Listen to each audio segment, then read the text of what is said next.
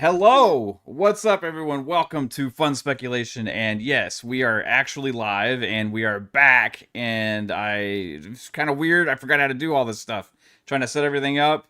But I hope everyone is having a good one. We have lots of awesome people here today, and we're looking forward to bringing you a prediction special for the Xbox showcase. So it's good to be back. Thank you, everybody out there, for sticking with us and all the kind words out there on social media and stuff for wanting to see us back. But here we are, Fun Speculation crew. Let me know if there's any audio or technical issues.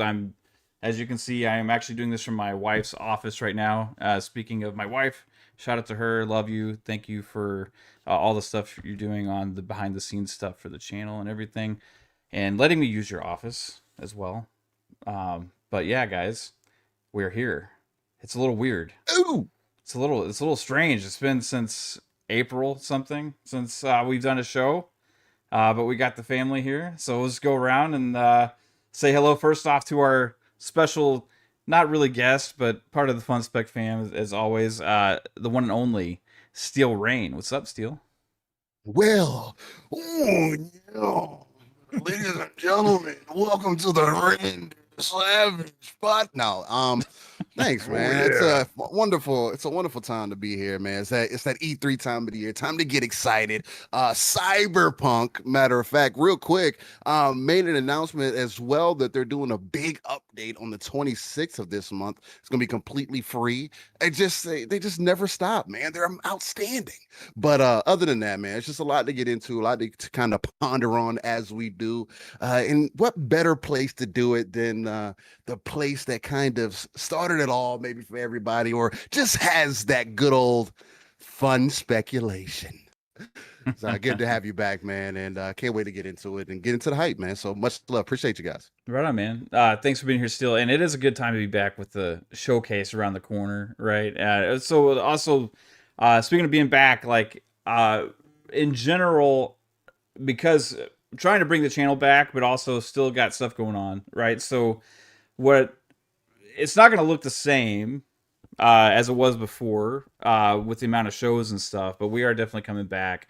And what my plan is probably, and I got to talk to all the guys about this and stuff too, make sure everybody's on the same page. But on Thursday nights, maybe 2 weeks from now, bring back Fun Speculation on a regular Thursday night show with a Fun Speculation podcast, and incorporates everybody, hosted by Pong Soul and Mav. So it'll kind of just hosted by you at this point, brother. Come on, it's your channel, man. You got one show, you're hosting it. Like I like the whole flavor of PM and the PM. PM and the PM brings you Xbox Ultimate. If PM and the PM brings you Xbox Ultimate, brings you Fun Speculation podcast, pretty much. Give you back Captain's chair, okay? We're not doing that shit. We'll be live for about 6 hours every Thursday night to incorporate everything. They don't be asleep. Lord. Oh, good Lord is right. Yeah. Crazy. Yeah, it is crazy. Hey, how are you, Pong? Doing good? Oh, I'm doing great, sir. You left and took a vacation, and now you're back, and I'm 50 years old. So I am now tired. I know. I am now tired, sir. So so you get a half sleepy Pong here on Thursday night now. It is great to be back, Mav. I missed you, brother, so much, obviously, and I'm glad that you have decided to do this, and I'm glad to have this first show back with you, obviously. And again, if it's one show a week, it's one show a week. I miss that show. Like I miss any of the shows whenever we go on hiatus or whenever we have to miss shows. But I'm just happy that you're okay, brother, and I'm happy that you're back. And it's great to be here with all these guys right here because I miss these dudes. Obviously, I still got Steel on Saturdays. We still are doing our thing, but I don't get to talk to Fuzzy no more. Don't get to talk to Jasper no more. So this is freaking amazing on top of UMAF. So happy to be back, man. I'm not gaming much as I have been either. If you guys listen to me and Steel on Living Split Screen, it's been weird for me, man. Real life is extremely busy right now, and there's more to play, Mav, 2025, brother. Your first show back, and the day prior, we get another fucking GOAT coming back in 2025. Final Fantasy Tactics, another one on our list Mm-hmm. The NVIDIA leak list, by the way, Yeah. everybody, remains at 100% accurate. Yeah. So Those if are anybody bad. wants to go back to that NVIDIA, again, it might not have all happened as quickly as everybody thought, but everything is coming true on that NVIDIA leak. But Final Fantasy Tactics coming back on the heels of the beginning of the year where we got Oblivion coming back, another greatest of all time. Freaking just amazing. It keeps rolling. We got more and more to play. I've been playing a lot of demos. We got Stellar Blade coming out on PC, which I've been playing the demo, and it's it's freaking fantastic. Story mode is perfect difficulty for me. Steel and I talked about it last week, but yeah, other than that, Mav, I'm just excited to start speculating again here. We got showcase week. This is Christmas time for gamers, as you all know. We've been getting early Christmas gifts a lot this year. Yeah. And next year as well is going to be jam-packed. Now that we know where Grand Theft Auto is kind of falling, supposedly in May, I think we're getting a lot of announcements this week and going forward for the rest of the year, because now I think people got breathing room. So I think this is going to be very interesting. We're going to see a lot of cool stuff. Yeah, this is kind of a weird one, man, because I don't know 100% what to expect. But yeah, Final Fantasy Tactics, like you said, dude, like that's one that we've been begging for and asking for forever to come back. Yeah, got a little bit to say about it. Like I love that there's both versions included. Correct. Part of it, I wish that they could have done a little bit more with the enhancements. You know what I mean? But that being said, you know, it's a GOAT game. That's for my me. main critique. Yeah, one of the best of all time, and like I'm just super happy. It's coming to everything. It seems like, right? It's coming to Xbox and Switch, and so that's absolutely awesome, because beforehand it was always like, you know, one place or then another, and you know, so this is going to be great to have like the best version of that game for everyone, right? So super happy about that. And speaking of 50, Pong, speaking of 50, Brandon Martin here in the chat, shout out to good old Brandon Martin, decided to celebrate not only us returning but also your 50th birthday with the good old $50 super chat, $50 bomb. It says, "Welcome back, Mav," and just for you, Brandon Martin, fly Eagles fly for that, and choo choo motherfuckers. Yeah, y'all haven't heard that in a while, all except on Living Split Screen. But over here, you haven't heard that for a while. Choo choo motherfuckers, choo choo motherfuckers. Thank you so much, Brandon Martin. You're super awesome. Speaking of beautiful wife in the chat, there's my beautiful wife, Kaitlin, hanging out. And shout out to everybody else here as well. OCD Gamer. 3-Bit said he's going to be here in a little bit. We got the Gamer Man, who said that's Hooded Canuck. It was a different name, I believe. God Emperor Sofa King here hanging out. Fuzzy Tomato. Speaking to God Emperor Sofa King, welcome to the Speculators Train. Thank you, sir, very much. Well, not only do we have the split screeners that we just ran through a little bit, we got Jasper here returning as well from space. What's up, Jasper? Yeah, it's been a while. It's great to be back on a show. I've probably been even longer, because I think the last show you all did was like PM in the PM, so it's probably been a little longer for me. Been working, I've been learning, I've been growing, all that fun stuff. Learning and growing. Touching grass. I haven't played video games in like 4 weeks. I think the last time I played something was like Doom Eternal, and I played like, or not Eternal, Dark Age. I played like 2 levels, and I was like, okay, that's Doom, and then I haven't touched anything since. So I'm actually really I've been kind of out of the loop. Doom. Like Doom Dark Ages, like it's like feels kind of more like classic the way the levels are designed in a way. Yeah. So it's kind of one of those like pick up and put down kind of games for me, which Doom always kind of was like before, and kind of replayability and stuff. So I'm really liking that about this Doom. But yeah, it's good to have you back, bro. Learning, changing, living. Yeah, been living life, going to the gym like every day. It's like weird, crazy. I didn't think I'd ever do that. Yeah. Jasper is going to be Swole. He's going to have to end up changing his name from Lord Jasper to Swole Jasper. He already got a thick neck. Look at that neck. Yeah. He got that thick neck. I think his neck is twice the size as like a year ago already. Oh, yeah. And the I actually have like arm muscles now. Oh wow, Crazy. It's crazy how that happens. And then the ever so consistent smooth one himself, Fuzzy Belvedere, is here. What's up, Fuzz? What's up, everyone? Glad to be here with you guys. Welcome back. Man, it's been a while. Glad to be back here with the family. Just been been playing a lot of different games and decided to buy a Nintendo product, which first Oh god. time for myself, bought them for the Oh god. kids. I've had them in the family, but never my own product. But decided to cave in and got it, and already complaining about it with the button flip and just having other technical issues. Although I think it's their servers. We always joked about them being behind other platforms on the tech side of things, and yeah, it's starting to piss me off. But anyway, glad to be here. Excited about the showcase and what we're going to talk about today. But man, it's been like gamers Christmas. Stuff on every platform, but like Game Pass in general has just been overloaded to the point where the backlog is starting to stack up again. And kind of made it through Doom Dark Ages about halfway through. Finished 33 or Expedition 33. I need to go back to the blueprints to kind of finish that off as well. But yeah, and playing a lot of Forza Horizon, and yeah, just a little bit of everything. But glad to be here with you guys, man. This is awesome tonight.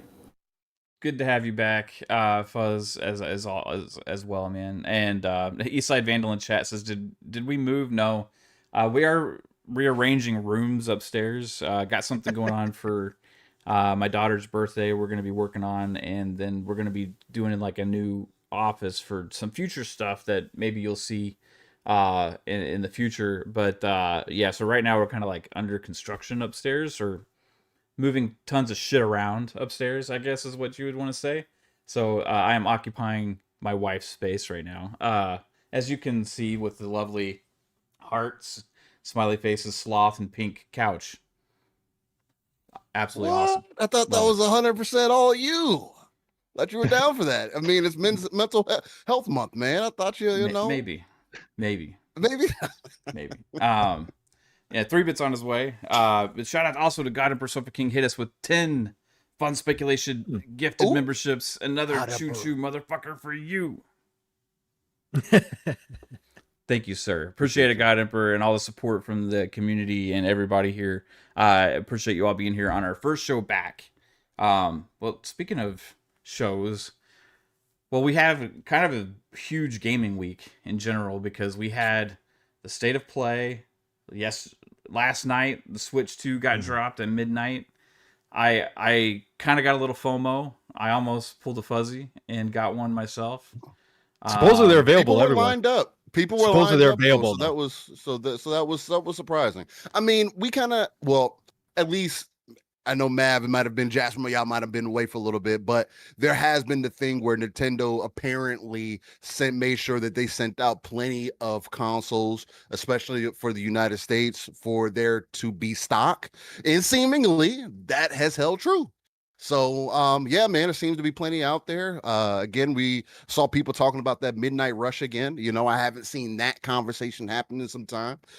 So that's unique to bring that back. But yeah, man, it's definitely been an interesting week. It keeps ramping up. 20, like we had been talking about for years, like the avalanche coming, right? Pong kind of hinted at that some years ago. Oh, the avalanche is coming in 2025. Like 2024, we were like, oh man, it can't get much better.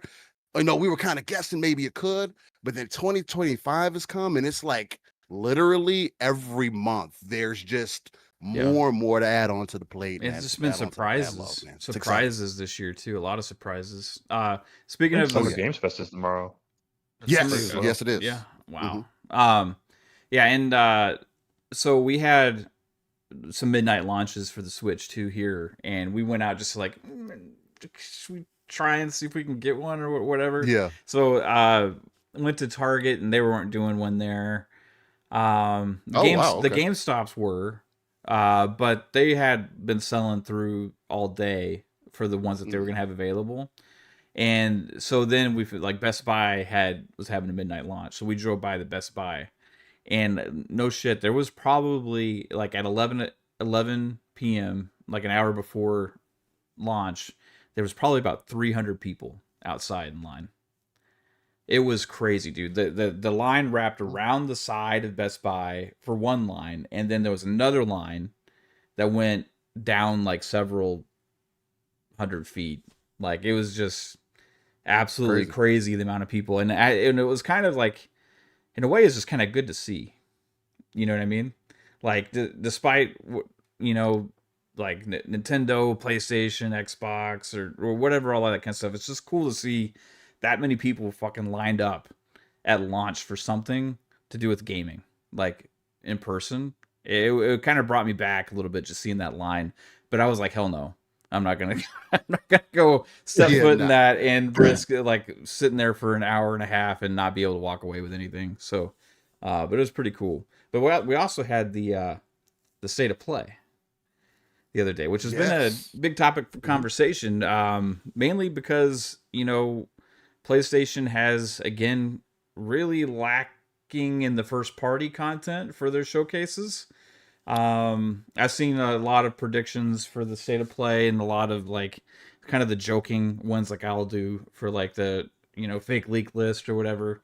But people are saying Wolverine, people are saying like Spider-Man 3, another like Return of Uncharted or another Last of Us thing or whatever. And we got Ghost of Yotei was like I think pretty much the only real first party thing there, unless you also count the Marvel. That wasn't really there.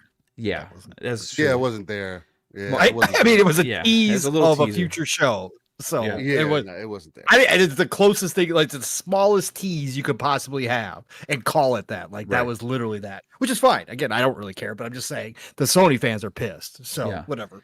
I will say though, like because so if we count like Ninja Gaiden 4 as first party for Xbox, right? Oh, technically it would be. Yeah, the Marvel's in this token, is that how you say it? Yeah, Marvel token. Yeah, Marvel token, like that. They're publishing that, so that's legitimate. They put that whole thing together. Yeah, and which looks good, and that's coming to PC also. And for me, that was my most exciting thing that I saw there, besides Final Fantasy Tactics. Like Final Fantasy Tactics, obviously, once you see that, it's just like blows everything away. But it was kind of spoiled by Schreier ahead of time, so kind of expected that. But then the Marvel token thing, didn't expect that whatsoever. And to see Arc System Works get like a big project like that is pretty dope at the same time. But overall, what were your guys' thoughts on the state of play itself? Did you have a chance to watch it, Jasper? I did not watch it. I kind of saw some of the I saw a Twitter thread of like all the multi-plat games coming out for it though that was announced. I didn't see like the exclusive stuff though. But I just saw the multi-platform. Okay. Well, there wasn't a lot of exclusive stuff. I mean, I mean, that's besides the Ghost of Yotei. Was there any big exclusive? Yeah, Neo 3. Neo 3. Okay, yeah. Which is again, okay. I mean, shout out to that team, because I mean they're publishing games back to back. I mean, if they went from Ninja to one game to next game, I mean they're pumping them out. And again, people want to talk about reused assets and get mad. Like that's whole sparked up again with this whole Elden Ring Night Rain thing. But what do you think that they're doing with their games? Like quite literally, if you're pumping out games like that, if you can differentiate them enough, you can reuse whatever you need to pitch to different audiences. So it's been really dope. They've been really consistent. To get Neo 3 on that platform is really dope. Neo has never been like a super critical over the top game. I think it still fits more on the niche side of even the Souls genre, right? But it was dope. I liked what I saw from it. The samurai whole ninja aspect of it, being able to swap between both sides. It seems like again they were listening a little bit more to their audience, what they were looking for. So that's good. And again, PlayStation playing the games the way they know how to play them. Cut that exclusivity deal. We'll drop it on wherever else later. But it is coming to PC, so there is that. Yeah. Is it weird that I've kind of like at this point I've just accepted this new PlayStation show format, and I don't really I don't look forward or even expect them to have big first party games at their shows anymore. I think the main thing for me, because I made a couple videos about it, just like offshoot videos kind of thing, just to kind of start talking about random stuff. the biggest thing for me is I compared to 2022 when people were mentioning that Xbox didn't have any first party games, and that was the main critique. Again, we talked about that, guys. We went back and forth about that. You know, when I was defending, hey, but they got this second and third party output, and you guys saw that too. But it was more so like, but where's the first party? This is now truly becoming the exact same thing, pretty much, and it's not being looked at as the same. Right. So that's my main thing about it. You see that, for lack of a better way to put it, that Xbox tax, right? Per se. But it's just interesting to see how things play out, you know. Along with them also announcing that apparently Forza Horizon has sold more than all the other racers combined. You know what I mean? So it's like, and it's on that platform. So it's just it's funny to see how things are playing out, and again, it tells me the future is unprecedented, man. I don't know. I don't know what's gonna happen. Yeah, 100%, man. Gaming is like, this generation has been the biggest change, I think, for all. I mean, really, I mean, Nintendo's the only one that's kind of still doing their thing, but like overall, all the companies seem to change dramatically. Alvin with the $20 super chat. Appreciate Alvin says, the shards of Narsil have been remade. Behold, the return of the king. Yeah, absolutely, man. I'm looking forward to playing as Holy Knight. Getting the OP-ness going on there from early on, when, you know, all of a sudden you get this badass that comes in, this old man that just starts wreaking havoc on everything for you. Looking forward to that. You know what's really cool is it's I don't know if you heard, Matt, but they're using the War of the Lions script for this one. Yeah, and there's voice acting for people too. So yeah, and they're gonna bring in voice acting. But for people who don't know, because you can go and find Final Fantasy Tactics, and you'll see a bunch of different versions, and they're basically the same game, but it's classic Square Enix messing with the scripts a little bit here and there. A lot of people actually in the Final Fantasy fandom are extremely unhappy with this remake, which is hilarious because there's a lot of hype. There's a ton of people that are excited. I couldn't believe how many people were coming out of the woodwork as Final Fantasy Tactics fans suddenly. But I also did go into the shadows and looked at the people who are extremely unhappy, and there's a group that are really unhappy. So for anybody who doesn't know, the original Final Fantasy Tactics had this script that a lot of people thought the story has always been excellent. But the script itself, a lot of people were like, it was weird because it was translated from Japanese and it had a weird translation to it. So what they did when the PSP version released, they called it the War of the Lions, and they redid the script into a Old English Shakespearean style script to fit the kind of time frame. And that's the one we're getting, where a lot more people kind of said, okay, this kind of fix some things. Now, there's a whole group that think that the only way to play Final Fantasy Tactics is to know Japanese and to play the untranslated version because there's so much loss. Okay, well, we know that's not happening. Sure. So, but War of the Lions is the better script for most people because it does bring a better flow. And I can't wait to hear the voice acting in it because I think it's going to play very well because we didn't get voice acting in the old one, obviously. So I think that is a cool aspect. And the other thing I really want, just while we're here, and then we can get off of it, but the other big thing, like Mav said, there could have been more done to it per se, but they are including both versions, the classic and the updated version. But the updated version's UI is, oh my God, leaps and bounds, at least on paper, ahead of what the old one was in terms of usability and just quality of life. The old one was clunky as shit. Let me just say this. Anybody who hasn't played Final Fantasy Tactics, this is not an easy tactics game. This is considered one of the Grandmaster Tactics games. There are battles in this game that you might have to go grind for a few hours to get through, even if you think you got your team in the right spot. This is a game that you have to approach a large percentage. I won't say all because we don't deal in absolutes, but a large percentage of the battles you have to approach as a chess game. You can't just walk in thinking you're just going to move your units willy-nilly, not worry about terrain, not worry about range and effects, and just beat the AI. That ain't going to happen. You're going to get your whole team murdered multiple times if you do that. So this is one of those games that you had to play. The UI on the old one, because it does show what next turn based, if you guys play tactics games, you'll know what I'm talking about. It shows you who's next in line, right? And who's who on the battlefield. Well, the old UI, you couldn't tell sometimes because a lot of the units had the same avatars and they didn't have any differentiating features. So you didn't know who was next on the list unless you were really paying attention. So that is one thing they have now changed. They have actually labeled same types of units with numbers. So you have those numbers in line and they put them all down the side so you can see it. So there's no scrolling through and then remembering what was in the beginning. Those touches alone are going to make this version so much better. And we're already talking about one of the GOATs of all time. So that's what I'm looking forward to. And again, $49.99. The other thing we found out today too, I'll add real quick for anybody who wants to know, it is not a play anywhere title. I'm surprised by this. Windows Central put up an article about it as well. We've seen a lot of Square Enix titles come that were play anywhere.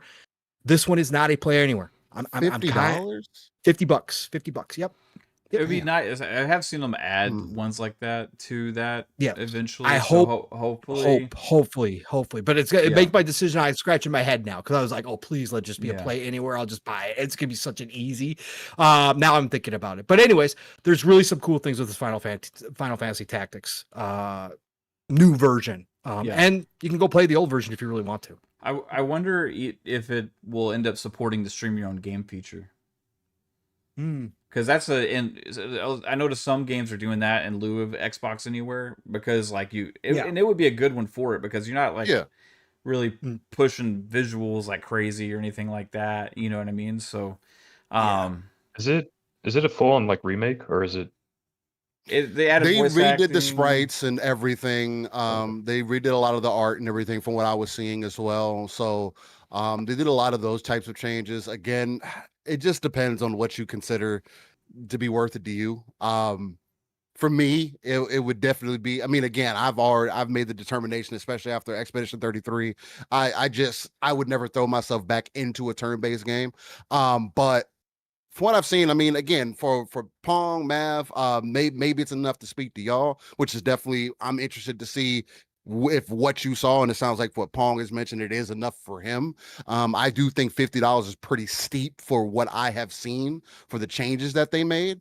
I would have more so put it around like $29.99, if that, because I don't think there's enough been changed to it to ask for that price. But especially when you got Sea of Stars, other games like that have those sprites or of that style that are taking it and updating it and making it more modern in a way where it does appeal to more people, or it does truly look like an update. You know what I'm saying? Kind of like having that going from the OG Oblivion to the Oblivion remaster kind of thing, right? Now again, I'm on the outside of it, so for the fans of Final Fantasy Tactics, hopefully it was enough for y'all. I'm just excited about the news about a potential Final Fantasy IX remake. So yeah.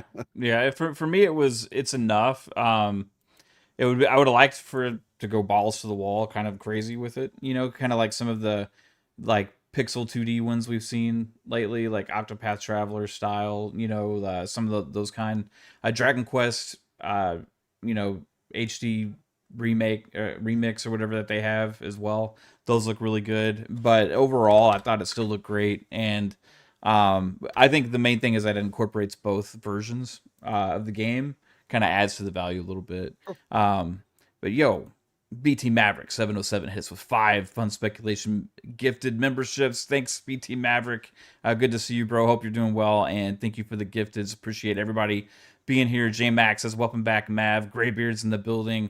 Hey, yeah, shout out to all of y'all, because we got 111 people watching. I've seen a lot of channels take a break, and they come back, and, the community's kind of gone, and they got to kind of rebuild up and stuff. But, we come back, and we got over 100 people here hanging out with us today. It means a lot to me for you, everybody here in the chat hanging out with us, and I appreciate each and every one of you, even if you just stop here for a second, say hello. If you say nothing at all, you watch for a minute, you talk shit about me in the comments, whatever. I don't care. I appreciate all of you guys. And speaking of appreciation, another person I super appreciate is the one and only 3-Bit. What's up, Mr. Blue Sky? How's it going? It's going pretty good, man. Sound crispy. Sound good. I didn't do audio check with you really? Beforehand. Yeah. Oh, nice. Usually it does my webcam mic. Yeah, I've been pretty good. I beat Split Fiction with the wifey. Hey. Nice. Currently that's jumping up to my game of the year. It's really good. I've been playing like Doom Dark Ages. That's so far my favorite Doom. Mine too. Yeah, just like the combat, and at first, like when they showed some of like oh, they got rid of the melee thing, and I was like, oh, okay, how's that gonna feel? But no, they really didn't. They just kind of introduced it in a kind of different format of like how you're able to melee from different angles, or how you can like hold the button. And yeah, super cool. I've been really vibing with that. I've been playing Metaphor for the first time, and okay. I'm really digging Metaphor. Is that in Game Pass already? Yeah.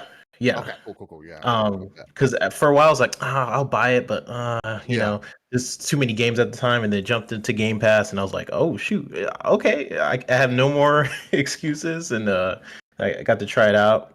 And then just work. I finally can announce I've been working on the F1 movie trailers. So hey, that's been taking up like my life the past few months.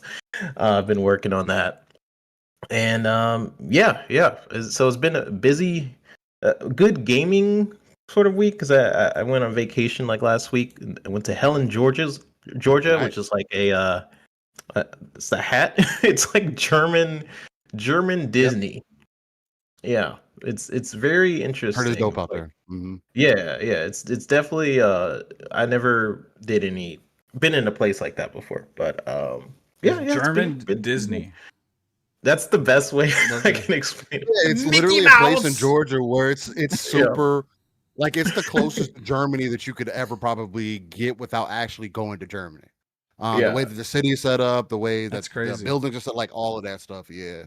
Yeah, super cheap beer, like a lot of good German beer. The architecture, like for example, the Wendy's is German designed. Yep. So everything down there it just looks. I don't know what the style of German architecture is, but a lot of the buildings, like the Holiday Inns and stuff, are all German design. So, anyways, super cool. The Dave's double. I had a Hoffen, some sort of chicken. Give you a Heineken papers, with a please. Double. Are your papers in order? Your papers must be in order. I'll start running. I went. What's it called? Tubing. I went water tubing. That was. Oh, cool. Did you enjoy it? Yeah. Was it on a river or like? Yeah, it was down the river. Okay. Got stuck a couple times. People crashed into me. But still fun. Yeah. I really enjoyed it. The American has dog biscuits in his pockets. There was Russian. like I expected Medal of Honor, bro. Go back to everyone to have accents, but it was our server. We had a server. She had a really heavy accent, which was cool. So yeah, cool stuff. It was fun. I watched the State of Play server, or no. I didn't actually go in the Wendy's, but I really wanted to, because I was like, the German Wendy's, we have waitresses. It was at some I don't remember what the restaurant was called, but it was some German restaurant. Pretty good. Wiener Schnitzel. I watched the State Play. That was nice. Right on, man. I'm glad you had fun there, though, dude. It sounds pretty awesome. We were just kind of going over a little bit of the State of Play before we get into our predictions for the Xbox Showcase. Oh, yeah. So I want to ask Fuzzy Belvedere, what did you think of the State of Play? Good game showcase, but not a great Sony game showcase. Still first party, not showing up like you would expect, although we kind of know why after games as a service cancellations and stuff. But standout for me, it's funny. Maximilian Dude had made mention of Arc Systems working with possibly Xbox to do something for Killer Instinct, and I guess that was replaced by Sony swooping in and convincing them and Marvel to do something else. That was pretty much the standout because Ghost of Yotai, like you guys said earlier, it was like 2 seconds and it showed the wolf. So I guess you can use the wolf to attack people or have them sick people, but I guess we'll have to wait until that showcase is announced later in the year or sometime in July or something, they said. But yeah, I think it's what Marvel's Token or something like that. Yeah, Token. Awesome artwork. The fact that they made Iron Man have more of like a mech appearance type of thing. Yep. Yeah, kudos to Sony for putting that together. Couldn't figure out other games as a service. That looks like they have a solid or potential solid winner right there. All they got to do is just continue with Marvel characters that they add to it, or just have a full-on lineup and then do skins, and I'm pretty sure that will make bang for them. Although Marvel/Disney is going to take their cut, but still, from a game standpoint, moves, the visuals, the fact that almost like the Dragon Ball Z kind of deal where you pick them into other screens or other areas. Yep. Looking forward to that. And they announced a fight stick. No pricing. I'm hoping it's under 150. I'll be day one if it's under 150, but 300. I know better. Yeah, 300, bro. 300. Seeing. I mean, I don't know. It Quality comes with its own questionable, carrying case. It comes with its own carrying Yeah, case. it's Backpack. gonna be. Yeah, It's gonna be 300 or something ridiculous. Like from the good sticks out there. I mean, you look at the price and now it's about It's that. wireless as well if you want it to be. Oh So- yeah, it's definitely gonna be. yeah, 300. Oh man, I don't want to buy another spend console money on a controller Yeah, kind man. of thing, but Yeah. we'll see. But that was the standout. There were a few other ones that wound up being multiplats, and I'm happy that they're multiplats because I don't have to necessarily buy it one place or the other. But what was it? You're a Dead Man or something, or Romeo's a Dead Man? Romeo's a Dead Man. Of course. It's made by the same people who made No More Heroes. Suda 51 Yeah, game, that- right? Yeah. Yeah, that looked awesome. Just the humor in it, and the fact that I guess you're going to have Grandpa talking on your leather jacket or the jacket that's on you, kind of deal. Yeah, that a lot of Dead Rising vibes with other games kind of mixed in type of deal. I'm definitely looking forward to that.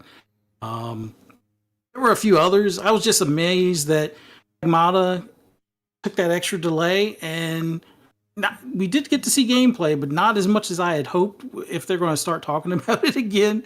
But I'm still interested on that. That was one ever since they first showed it, I guess before the generation started. That was one that was on my list as far as looking forward to kind of deals. And I'm glad that we're going to see it next year. And they're already lining up stuff for 2026.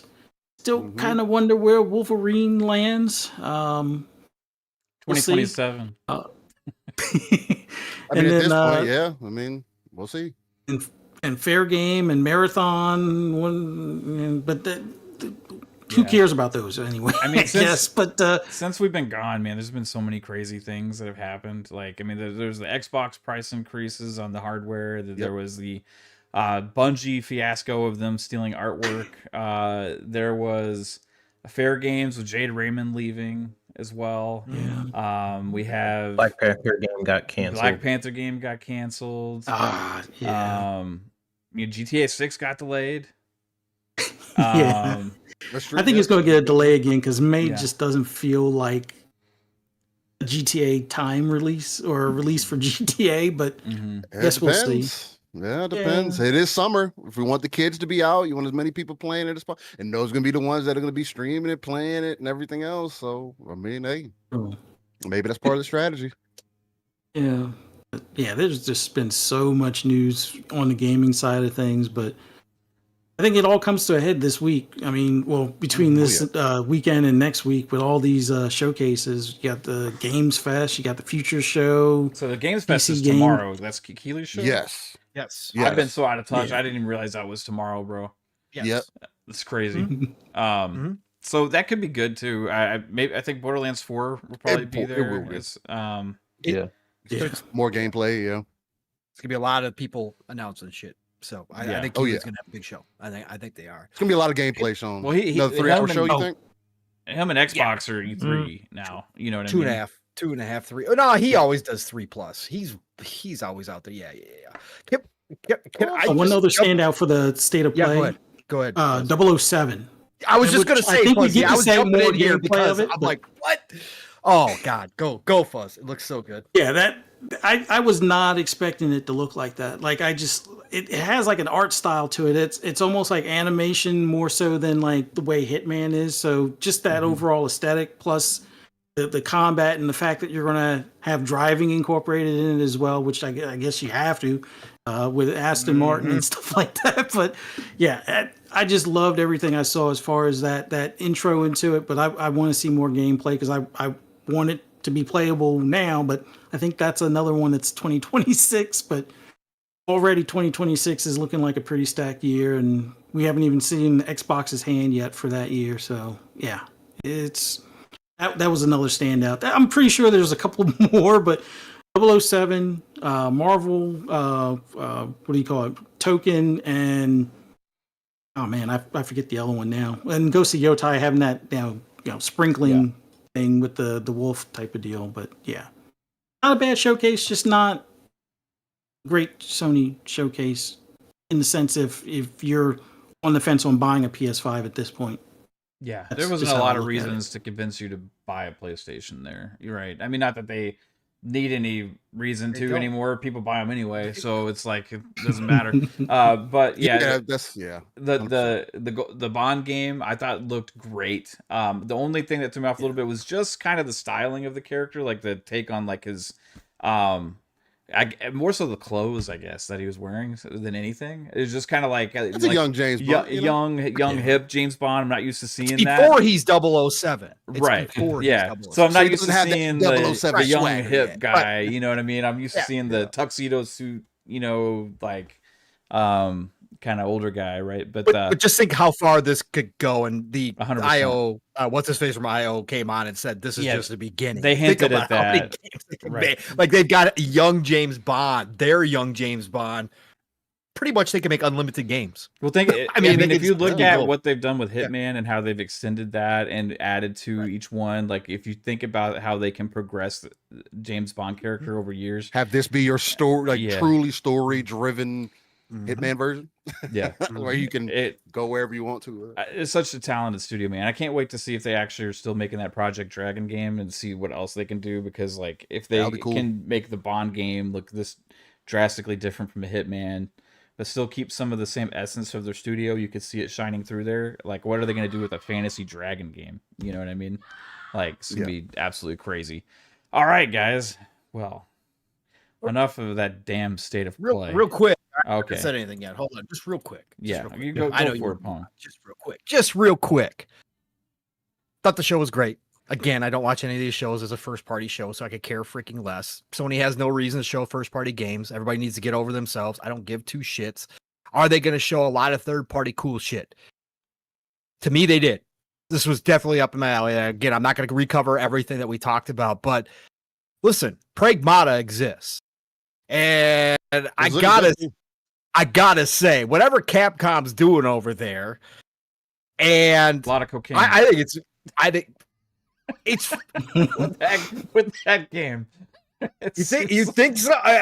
Listen, I don't listen. know. That one looked a little crazy to me, man. A little blonde girl on the back of the guy, like somebody's definitely smoking on something. It's very Kojima. It was. No. I was just gonna say, Steel. If anything, they broke into Kojima's office and stole his note 100%. For some game idea, and are making it themselves. Or maybe they walked into Randy Pitchford's office and stole something else. Well, maybe there was Randy there and then met Kojima down the hall. But a lot of people thought this game was dead and wasn't going to show back up again. And the fact that they did bring it, I'm excited for the hell out. It's original. It's cool. It's weird. It's wild. Was that the most extreme ever? Like, we're sorry, coming soon. They said put coming soon 2022 and X through that in like 2027, 26 or 26. Yeah, 2026. Like that's the most extreme jump I think we've ever seen on one of those before. You know. It's really dope. And I know Fuzzy said it, but Romeo is a dead man. Suda 51. Again, I like weird, wacky Eastern flavor. This was right up my alley too. I was like, holy shit, this looks like a Suda. This looks like Grasshopper. And then sure enough, it was Grasshopper. And I was like, okay, all right, well, I'm in on that one. We already talked about Bond and all that kind of stuff. Silent Hill fans got their Silent Hill, another Silent Hill, a more Eastern flavored Silent Hill. Looks like different from what we got Silent Hill 2 remake. A lot of people are excited about, and I'm not into it either, but it looks dope for those fans. And I thought it showed really well too. Baby Steps looks like Game of the Year quality. No? No, not at all. Okay, all right. Fast forward past that one real quick. That was awful. It looks like a streamer's dream as far as like that up game or something like that. So I can see streamers definitely. You're right, Fuzzy, but I just couldn't believe that this was like a real thing. I was like, are we joking right now? And the dude was like, I laughed until I peed my pants. Played. I'm like, bro. You did not. Nobody's laughing that hard except for the kids. Okay. All right. Fine. Whatever. I just thought it was hilarious and weird. But let's see what else was there. Was there something else in there? Oh, we did forget to mention too for Sony first party. They are expanding Astrobot again too, which is dope because it's a free expansion. They're adding more worlds. Like that team has really put a lot of work into Astrobot, especially for a 2 million seller. Like they're treating that game like royalty, which is really cool. So I'm happy to see that as well. I thought that was finally cool they're doing that. I mean, they do the same thing. I'll give them credit for Gran Turismo also. They're doing a good job with that, right? They're doing a great job. But like overall, like their suite of games, like to finally have some games where you're updating and giving free content to is good because like on the Xbox side, that's just kind of like the expectation for almost like every game franchise that they have.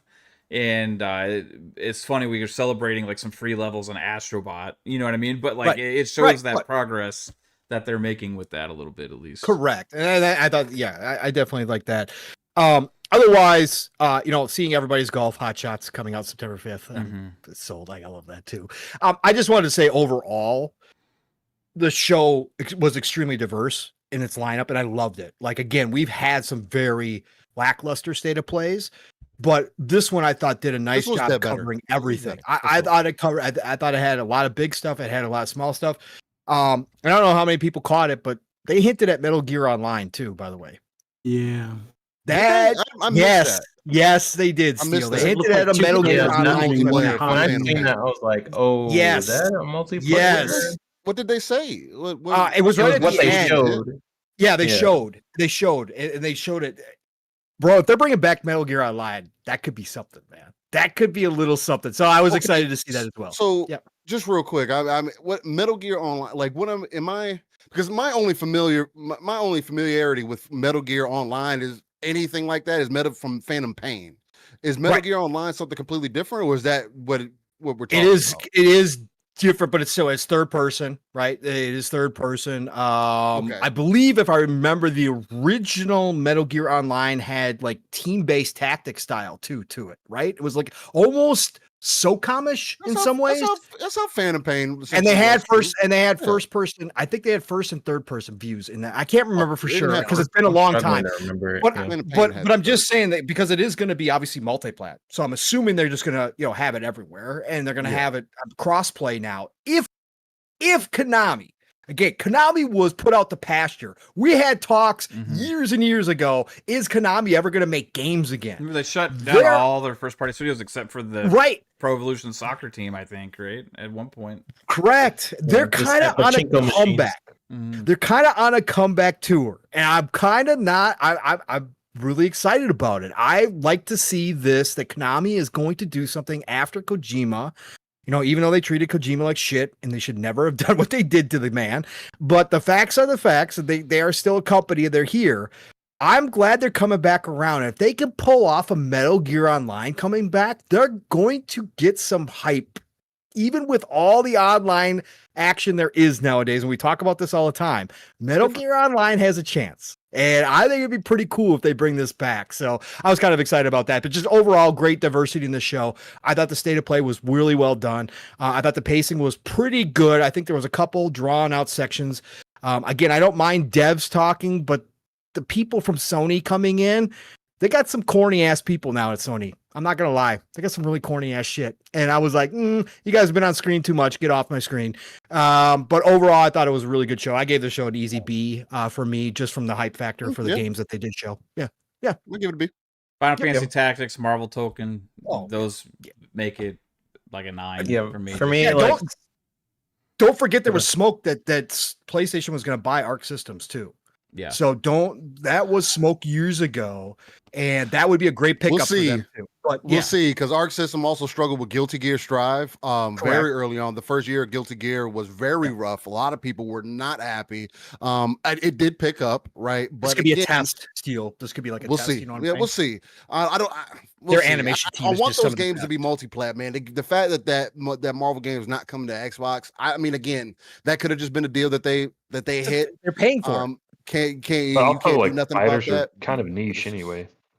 Yeah, and they are for sure. But that's also kind of my point. Yeah, that's though. what I'm It's saying. Like, if it's already niche, like just release it everywhere, man. Like make the most money out of it. Like, it's funny though, like certain genres becoming niche genres is something that's kind of happened over time, where those genres used to be the mainstay genres. Like, like nobody used to say like Street Fighter and Mortal Kombat were niche. You know what I mean? No, like back in the day. Like, and all those were like some of the biggest franchises in gaming, right? And we have like Arc System Works now is like, speaking of just Capcom in general, like one of the most beloved fighting games of all time was Marvel vs. Capcom 2, right? Yes. And that, like, I think that's why people are excited for this. Not niche. Really. It was at the arcades. You know, you had it on the Dreamcast. You had it on like everything, and like it kind of took the world by storm. Where we just had, it's kind of like the Halo thing or GoldenEye, where you just had like teenagers hanging out all in a room and switching controllers and just beating each other's asses all day, right? That's how we played it.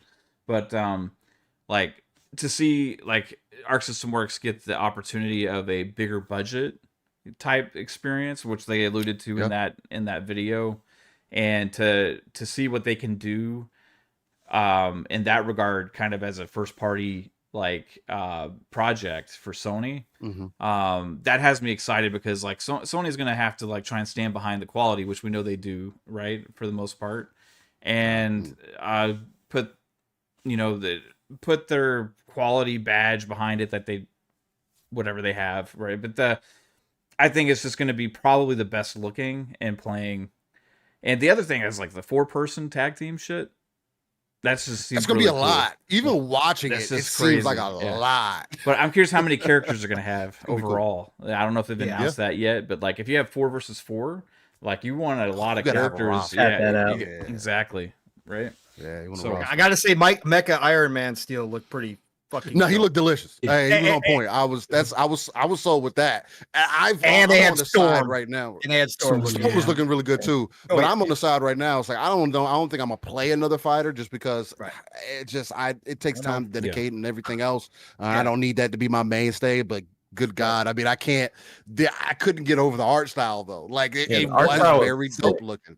Yeah, I love how for those who don't know, like in comics, they usually have like that blue outline whenever they make a comic book, like before they print it, like and they decided to use that as like their backdrop. And I thought that was such a cool idea and like inspiration for comic books in general. Like it doesn't have like that comic book cell shader. And I think they talked about that in an interview or somewhere, I can't remember where, but they're like, no, just stick to the art art style, and it really just is super vibrant. And I love how Storm looks. Like she looks freaking awesome, and Iron Man, all the characters. Doom was looking good.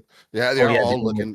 I like it's super dope when games like Marvel Rivals, even you have these other games, the other studios that come out and put their flavor on known IP.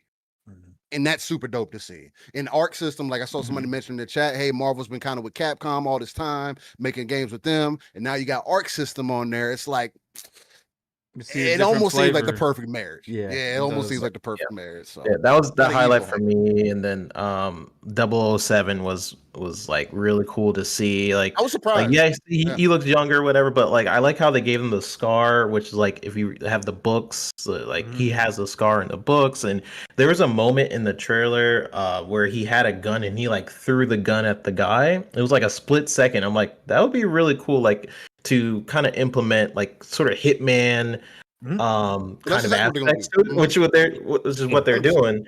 But like that really fits well with 007 because he can kind of improvise during missions, so it works well within the gameplay mechanics, and that just hyped me up. They had that whole one explosion scene too, where he was just lighting everything up and all those gas tanks were going off. That was that's in Bond movies too all the damn time. I love it. Yeah. Like when I saw that trailer, it made me realize like they were the perfect developers to make like a 007. Like it just the potential and the gameplay of like just being able to improvise. I'm really excited for that. And Metal Gear was my third highlight. I would say like just for those people who don't know, Metal Gear Solid 3 was like one of my favorites. And just getting that, you got to play it. I just liked how they did the camouflage feature back in the day, and the villains were super crazy. Was it always the way that they showed it in the trailer, to where you go into camouflage? I never noticed that because it wasn't like that in Phantom Pain, but. Where you go into, because I saw him like on some gravel or whatever, and typically they put cover over, but he literally became gravel. Was it like that back in the day? Little bit, that shit was dope. That shit was, like the way they looked. The very end. I think that very end sequence when he like turned into a rock, I think that was an online thing, honestly. I don't remember you physically turning into rock, but I do remember like I do think that was like an online tease. I don't exactly know how it's gonna work yet, but I feel like that moment when he was like hiding in a bush and then a guy like kind of comes by. Yeah, I feel like that was the online tease portion. But the camouflage feature in Metal Gear, that was it wasn't in the other Metal Gears to that extent. Like it really was a part of the gameplay in Metal Gear 3. They kind of did it in 4. I didn't really dig 4 as much. But it's like, that's really a part of the gameplay, and I really vibe with it. Yep. So those are my highlights for sure. Right on. Well, state of play, cool, right? But we know the big show is coming on the 8th, right? We'll be co-streaming that show here as well, and I think it'll be interesting to see, because like Xbox has released a lot of stuff this year already, right? Yeah. But like we've been talking about, like 2026 is kind of the year of the heavy hitters in a way, I think, with some of the big franchises, big games that we've been looking forward to for a long time, this generation, and also from third party as well. I think that's going to happen too. Obviously, with the delay of GTA 6 into next year, that kind of adds to that. But like 2025 has been insane. I just, my first general question is, can Xbox top last year's showcase? Because last year's showcase was, I think all of us were pretty much unanimous that it was like the best showcase they've ever had. It was phenomenal. Yeah, it was phenomenal. Absolutely phenomenal. Yeah. So, I mean, and I think the year before that, was that the 12-month show? No, it was 2 the 12-month show was 2022, wasn't it? Yeah, it was either 2 or 3 years ago. 2022. Jasper's favorite show. Yeah, that was well, that was like, this generation really, like, Xbox has had amazing showcases, especially going back to like 2021, and they had 2022 show, which was like, then 2023 was great. 2024 was even better. The last 2 years were probably like the 2 best shows that they've ever had. And it's kind of like interesting seeing that momentum now, that this year's definitely going to have a different little bit of flair to it, because there's no more like speculation about this stuff of them being putting games everywhere and all this other kind of stuff. Now that's kind of cemented, like Xbox is putting just most of their franchises and games in most places. So might draw some more eyes to it in a way as well, because you have other people that are now starting to become interested in those games that where beforehand they might have ignored them. So there's a chance this actually could be watched by more people than ever before, and as well as they're going live on TikTok with this thing. Which that's gonna be big for them. Thought that was kind of interesting. I see Pong shaking his head, rolling his eyes there, but like, there's a huge audience on TikTok. No, why do we have to be third party before we start doing this shit? This is shit we talked about years ago, bro. I've been saying that. I've been like, I don't get that. Who's on the marketing team? Like, I get, like, we're good for, like, we appreciate Tina and Meanie and all these people putting together shows. Tina's definitely doing this shit. Great. But you need somebody like that for your marketing team who is literally doing this stuff. Like I mentioned all the time about every game that they release. There's no reason why you don't have one or two people on payroll, bare minimum, for every game that comes out that specifically rakes through all the social media sites and consistently posts about this stuff, right? And says, hey, let's put it on TikTok, let's put it on YouTube, let's put it on here, let's put it so that more and more people can be exposed to it. You have to be the front runner for it because nobody else is doing it. Has any other showcase ever been live on TikTok before for gaming? I don't think so. I don't even think Jeff Keighley has done it. Has done it. No, I don't think, from what I can recall. This could be, off the top of my head, this could be an industry first for that, which will be interesting to see kind of how that plays out as well, right? But so yeah, but with YouTube, we'll be co-streaming the YouTube feed for sure here, and looking forward to kind of seeing what they have to offer, because you know, with the heavy hitters coming in 2026, we went through earlier this year and went through a lot of possibilities for this year and next year, and it was just looking crazy. Like anything we pushed out of this year going into next year just made next year even more stacked. 2025 has already had numerous surprises already, right? With already several games to look forward to still coming from Xbox later this year. Then you add the third-party component to it, with other partners showing up at the showcase and what they could bring there as well. And there's always a couple of new game reveals from third-party as well at the show. So yeah, man, and generally they bring 25 to 35 games at these showcases, somewhere between there. So even if you try and make like a fake dumb list, like I was making, like it's hard to even come up with like enough games to fill that damn list up, because they really do have a lot of stuff. So I'm trying to think about, first off question, like just go start with Jasper. Yeah, like last year's show, you're in agreement was the best show they ever had. I mean, if can not it top it? One of them, yeah, for sure. Yeah. Can this year top I think you could always top it. Like, if you, I mean, especially for me, like, if you have more games that appeal to me, then obviously it's going to be better than the year before. So there's stuff that they could do that would top it for me. I mean, when we get into predictions, I'll kind of go through some of that stuff. But, yeah, the answer is yes. What about you, Fuzz? Now, before you get into everybody else, because I just want to add some context, because I do want Fuzz to go next. I want to add some context, because I was listening to Nate the Hate, Rand, and MVG, who was discussing, you know, these are guys who are, they know some things. Usually, when you listen to Rand and Jazz before the showcase, they're usually hinting at some things in very sneakily ways, and you find out afterwards that they were trying to kind of put some things on Front Street. I'll just put this, and maybe you guys can take this into consideration for what you're thinking. But from what I was hearing from them was they are finding it hard to see it topping previous years. Not saying that it won't be good, but they're finding it hard to see how it's going to be better than last year, as an example. Now, is that a good bar? Is that a bad bar? Is that a good thing, bad thing? I don't know. Maybe that's something you guys can consider, but I just kind of want to pass that information along, because I thought that was interesting, that they're kind of like, and maybe they don't know, because again, this is another year, as an example, where Xbox is also seemingly being better with rumors. It's not as much getting out, seemingly. Nobody wants to break it. Nobody, because they don't care anymore. That's what it third party. I can't stand this right now. We're all fucking leaks, everybody. Leak.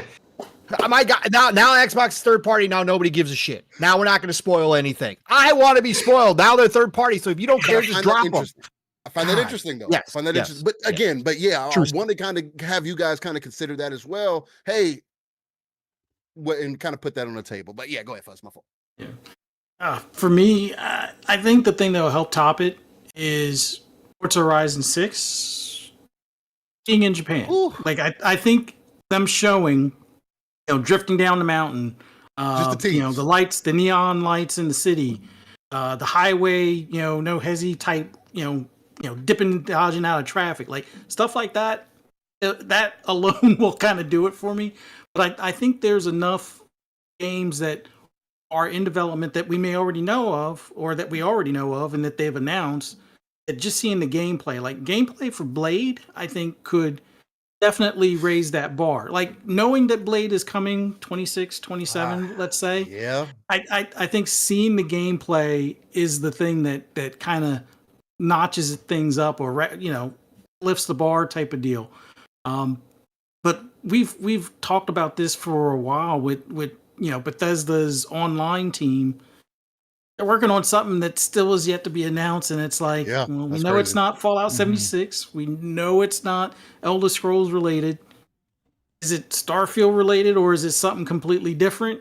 That we don't know. But I think that is another thing that for some people it might land to the point where this will definitely top what was shown last year, but for others it might not. Like getting the actual release date for E-Day might do it for some, or finding out that they're doing the collection for Gears in increments in a way that, okay, PlayStation doesn't get E-Day now. Maybe they get it 3 years down the road after they get part 2 and part 3 kind of thing. But there's a number of things that could definitely raise the bar over last year. But for me, Forza Horizon 6 being in Japan, seeing it full on, neon lights and whatnot, getting new cars that they don't necessarily always have in their games for the JDM scene, I think that will definitely do it for me.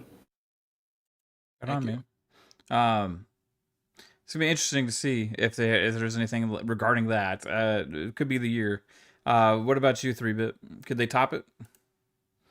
I think so, because I mean, it was a good year last year. That was like the best show. It was like a 10 for me. But when I was thinking about just all the games that are in development and games we haven't seen, I'm like, yeah, they could easily beat this. Because when you're looking at what they showed last year, they showed Gears, Indiana Jones, they showed. I'm looking at the list now. State of Decay 3, they had like a little snippet of. Perfect Then Dark. they had Perfect Dark and Avowed, I believe they showed last year. And then they had like Diablo stuff, like expansion stuff. So I think honestly, if they show like stuff like Contraband, like where is Contraband? If they show stuff for like the Wu-Tang game, if they show Blade, what Fuzzy mentioned, if they show more stuff for Clockwork Revolution, that's already an amazing show. And then on top of that, you add in like updates to Everwild. Like we've been seeing like stuff for Everwild recently, right?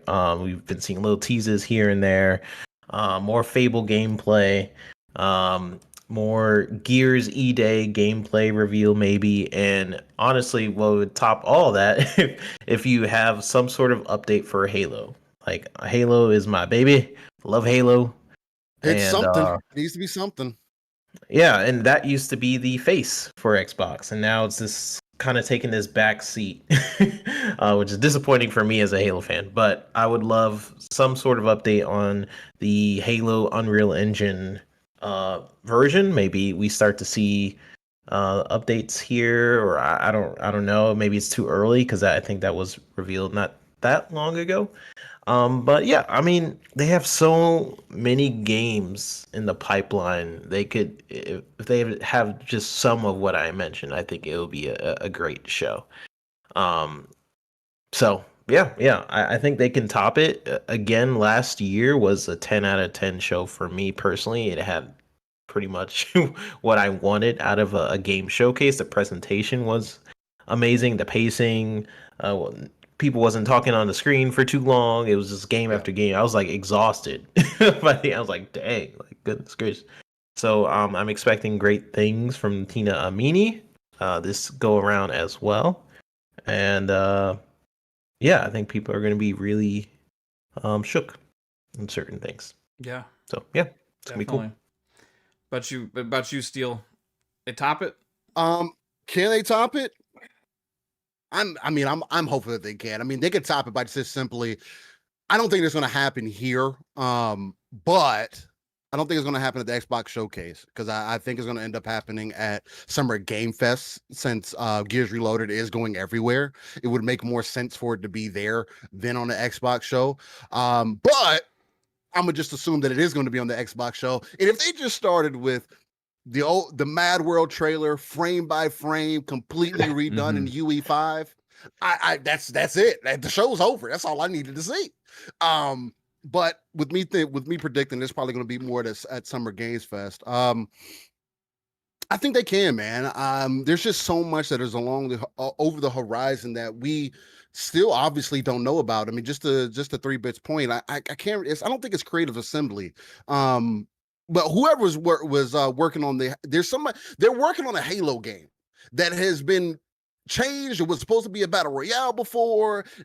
Supposedly it changed internally, but we still don't know even what that project was. So what did that project turn into? And I forgot which studio that was. It's completely left my mind right now. I don't think it's Creative Assembly. It's something. Maybe Creative something. Whatever. I tried to look it up and I couldn't freaking find it. But anyway. So that is definitely something that I would look forward to because Halo does need that juice back in. That'll be the easiest way to kind of up the notch for me. And I'm on board with Fuzzy with the whole Halo with the Forza thing. Forza going to Japan is definitely the most obvious move. I don't know if Playground's ready to even do a tease though. With as much as attention that they have on Fable right now, maybe you're able to get a small team together to pitch just to get a little snippet together. You don't need much.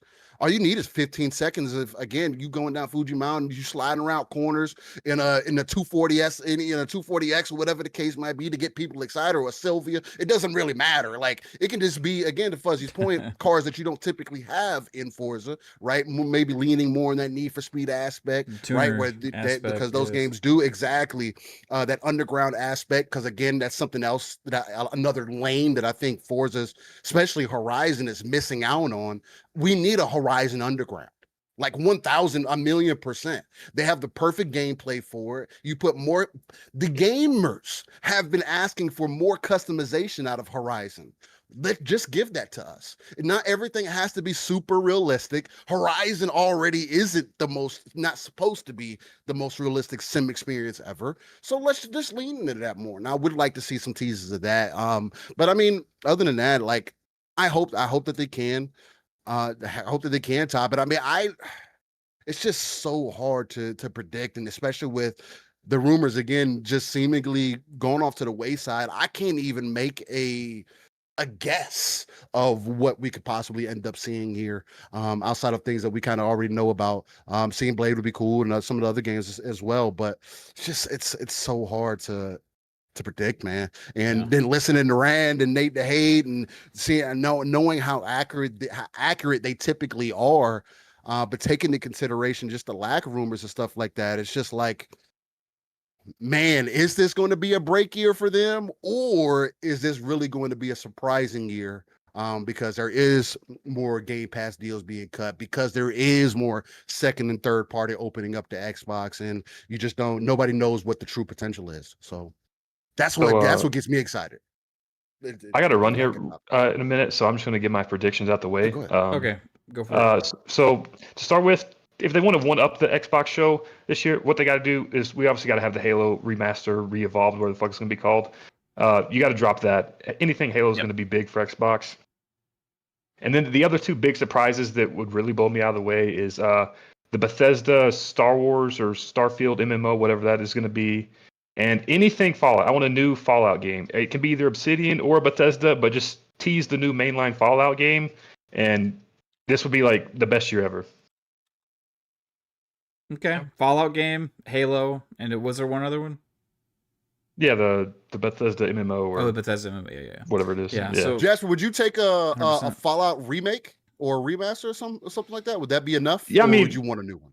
I think it could hold me over for like a year. if they like, because the Fallout 3 remaster is obviously rumored. That's but, coming. Right. That's what I. That's what I was kind of. I mean, would it be I done guess you kind could hold of you over for a couple years. Oblivion style, right? Like how they did that. I mean, that was a damn good remake, or remaster, if you want to call it that. I mean, with the amount of work that they put into it. Yeah. If The Last of Us Part 2 is a remake, if Last of Us thing is a remake and that's a remaster, I don't know anything anymore, right? Yeah, I don't know. I'm just saying. But and then obviously I think the new Call of Duty will be here. So that's probably gonna be big for Xbox as well again this year. When's the next season for Fallout? I think the end of this year, right? Yeah. This year. Okay. I thought it was next year in May, wasn't it? Oh, it may be. You may be right. Yeah, I think that's what it was. Okay. Pretty sure. Maybe they, tease it for that. Like do something for the next season for the show. Well, they'll want to have something for the show when it comes back this time. Because that was like a conversation for the first season, right? Like they didn't have much, but they but the third game and stuff started selling really well, and like 76 started selling really well. So yeah, I could see them. I mean, they've already said that they're doing a third season or whatever for it. They've already like greenlit that. Yeah, it's one of their most successful shows, I think. So yeah, they're gonna ride that one for sure. Yep. Jasper, just give me one like off the wall holy shit before you go. Well, I mean, I thought that was been Fallout, but off the wall holy shit prediction. Left field with it. Yeah, I'm trying to think here because I wasn't expecting that. Put you on the spot. Yeah, I'm gonna go with. So they've been remastering all the old RTS games like Age of Empires 2, Age of Mythology, and stuff like that. There was one game that used the same engine back in the day. It was a Star Wars RTS game called Galactic Battlegrounds. It was literally the same engine as Age of Empires. If they could get that shit and remaster Star Wars Galactic Battlegrounds, I would be in love again. Let's go. Love it, man. Hey, that was off the wall, like random, dude. So that was a good one. I love it. You got to bounce now, though. You got to go. Yeah, I'm gonna go. Okay, right on. Have a good appreciate one, it tonight, guys. Though, yeah. Do you want to tell everybody where they can find you, or no? Oh yeah, just check it out. Lord Jasper Twitter. You can hit me up there. Saw Legendary Yobi was one to do that, so I'll have to go check that out. But yeah, that's it, Lord Jasper, and then. I guess on your shows every now and then whenever you start that back up. So, love you, Jasper. Good seeing you. Great seeing you, brother. Have a good one. You too. Take it easy. Yep. I wonder if he's gonna be hanging out with his girlfriend. Anyway, shout out to Jasper. So Pong Soul. Can they top last year? Can you hear me? Talking to me? Yeah. Pong. Okay, I didn't hear my name. You cut out there first. Yeah. No, my bad. Yeah, Pong Soul. Can they top last year?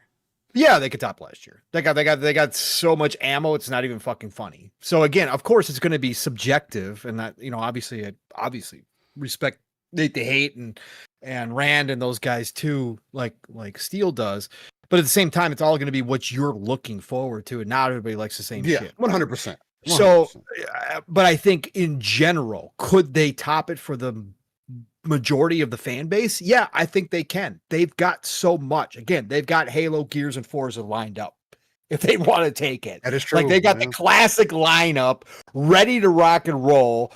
And I think everybody's already brought up all the games, but it's there for the taking. And then you throw in stuff that we've been waiting on. You throw in your Clockwork Revolutions. You throw in your Contrabands. You throw in your Everwilds. You throw in all the. Listen, the big thing for me is that I think they could throw more this year than they did last year at the wall, at us.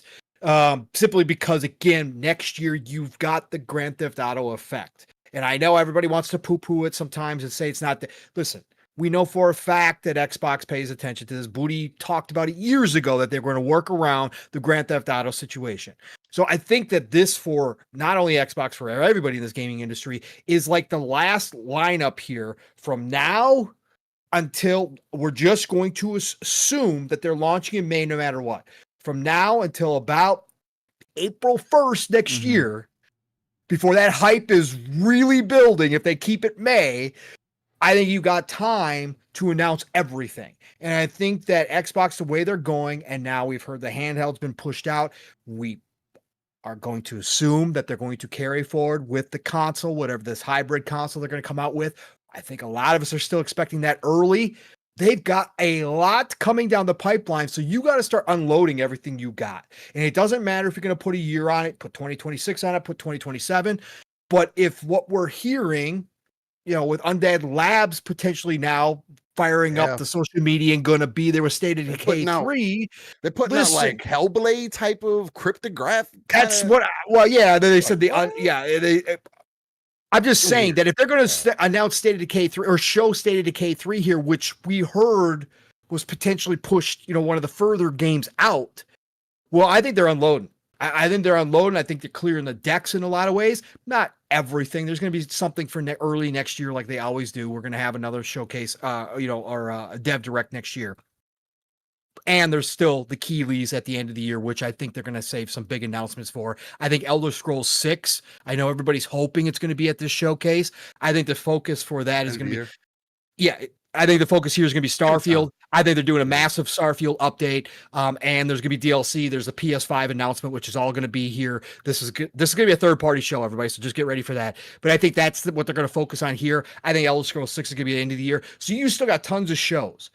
But I still think that this showcase, they're going to unload a lot of whatever is available and ready to tease or to show gameplay. And I think that we're going to see it here. And I think it will, when it's all said and done, top what they did last year. And the other thing I want to add is the way they've been handling Game Pass right now. Well, a lot of the stuff that we've been hearing about Game Pass and a lot of stuff that's already showed up in Game Pass, that's showcase stuff.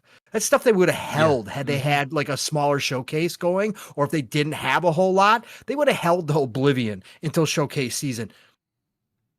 Nah, we're just dropping games blindly. Like we're just gonna, okay, here you go. Here's Oblivion. Here you go. Just have fun with that. Oh, Crash Bandicoot 4 is dropping in there now. Okay, go have fun. Like whatever. Just go do your thing. This means that they have a ton. And this means that Tina, meaning her team, I think are going to beat last year. I'm confident they're going to beat last year, just from me as a gamer's perspective. And again, I can't speak for everybody, but I think for me, that's what this means. Right on, man. Yeah, I'm kind of in the boat where it's really hard to top last year's show because they had everything. They had like surprising new game announcements. They had looks at the ones that we've been missing for so long to finally see what they look like. You know what I mean? And then we also had, release dates for games coming sooner, which led us into this awesome 2025 that we're having, where they've also dumped tons of surprises on us as well, right? So just in general, they've just been like, since late last year, I guess around since Call of Duty dropped. Then you had, Indiana Jones, you had Avowed, Oblivion, all these Game Pass games. I mean, Clair Obscur Expedition 33 might be game of the year, and it hit Game Pass day and date, right? Just tons of things. Like Ninja Gaiden 4 was a surprise that they had announced early this year at the Dev Direct, which imagine saving that for the showcase. Like that's a huge thing. Ninja Gaiden 4 coming back, like made by Platinum. Like that's just a crazy thing to see with that franchise. They had shadow dropped Ninja Gaiden 2 Black as well into Game Pass earlier this year. We got free content for tons of different games, Age of Empires stuff, Forza stuff. It seems like every game pretty much that's an ongoing thing has gotten massive free content and updates. Oblivion, again, it was another shadow drop situation, even though it was heavily rumored and worst kept secret out there, right? That was another surprise that they could have held for after showcase if they wanted to, right? So it does kind of lead us to think, like, what do they have? If they've been willing to just shadow drop stuff, if they've been willing to give us surprise games, if they've been willing to do all of these announcements at different shows, what's going to be at the showcase? And as much stuff as they've been giving us, as Pong alluded to, with all these announcements, is why I'm inclined to say that this probably will top last year's show. Just if you look at everything they've already announced and teased, and then all the games that we know are coming, you could just fill this up with probably games that are rumored to be 2026 and 2027 games, and you could have the best showcase of all time from Xbox. If they do that Activision drop into Game Pass too, that they've been, kind of holding off on, which I don't know if they're still going to do.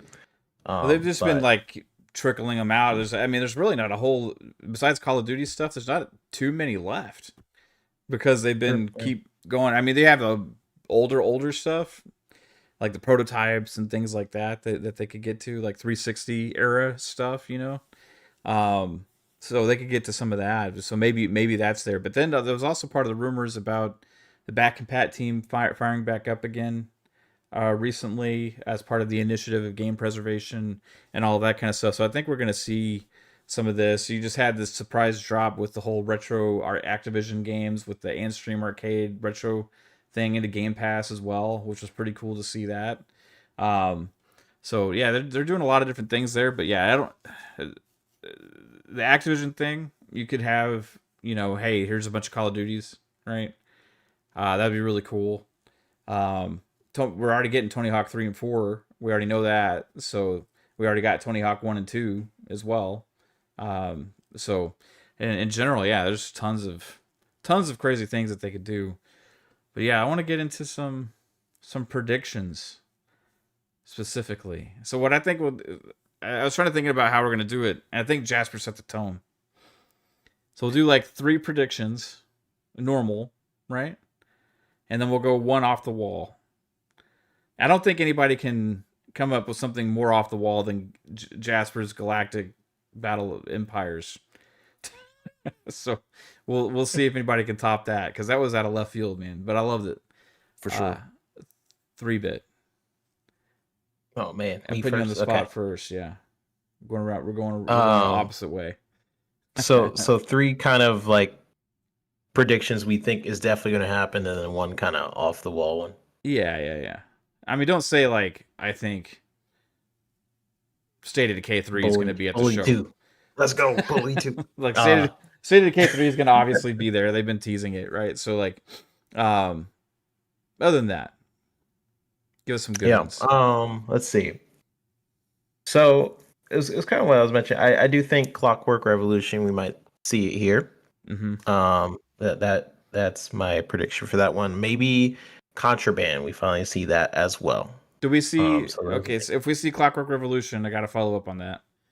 Do we get a release date, and do we see gameplay? We see gameplay and a release date. Yeah. I think window or date? Window? Probably year? Probably just window. I think it needs a date, man. It seemed like it was so ready to go. Yeah. Maybe.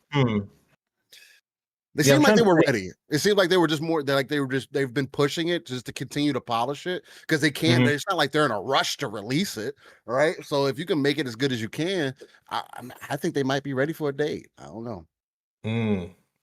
Yeah, I guess like that team. I'm trying to just think of the team who's worked on it before, and would they? Yeah, I think okay. You convinced me a little bit. Yeah, I think they would. You're so weak. You're so weak. Stand on that hill, brother. Come on, don't still bully you into that. I'm trying to think because the team they made Wasteland, right? The same team is doing Wasteland and stuff like that. Yeah, just the way they market games, they'll probably do it. Yeah, they'll do date. Contraband, though, that is a year. I don't think they give you a date for Contraband. And then my last one. What year? Contraband? Yeah, 2026. I mean, if they're giving us a year, they're not gonna. Man, it's been sleep for a while. All we saw was a title go. Probably late 2026. Okay. Ooh, okay. Fair enough. And then third one is probably we're finally gonna see Everwild. Okay.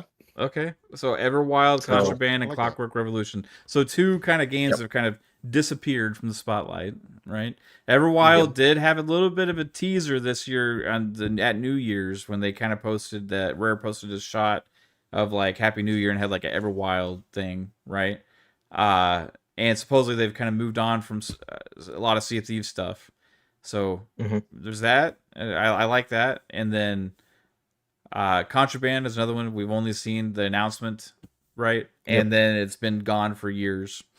So the Clockwork Revolution also makes sense for this year as well.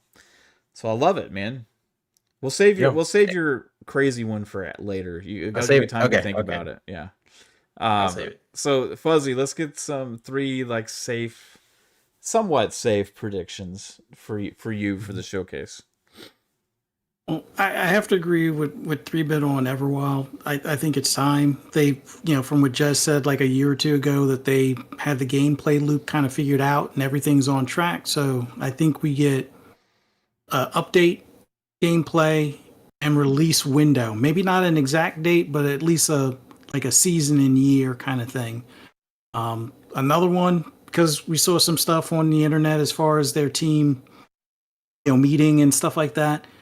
Maybe Project Mara or whatever the official game's name will be gets shown. I'm guessing maybe a psychological horror type of game. Maybe you got to figure out how to get out of the apartment or something. I don't know, but whatever Project Mara is, I think we get to see that and get like a release year or a release window at least. Third one, I mentioned it earlier. I'm really hoping we see it. I know it's weird timing because of, the release of Horizon 5 being on PlayStation, but F those guys. Go ahead and show Forza Horizon 6 in Japan, and maybe it comes later this year, like bookend this year. Ooh, especially since Fable didn't make 2025.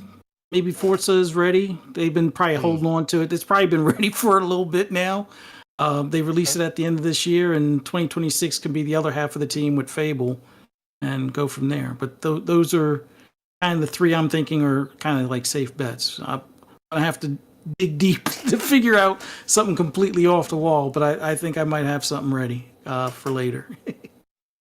Right on, man. Love it, Fuzzy. I think some pretty good predictions there. I think everything feasible. Absolutely. About you, Steel? Oh, I got to go to the moon and back, man. You already know. No. I think one that I kind of want to put out there, and it may be out there regardless, but just seeing what they're doing with seemingly remastering these games behind the scenes and having no knowledge of them doing it, like what they've done with Baldur's Gate 1 and 2. That was just completely random. I would like to see them do something like that with Transformers War for Cybertron.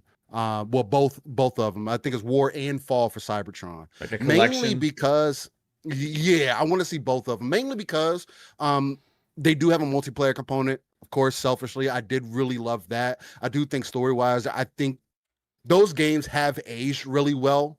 And I think with a remaster, especially with the newer game that there was being made, what was that, Reactivate, with that one being canceled, I think that would be the perfect way to kind of make up the difference of what people might have lost and kind of start bringing that back to the forefront.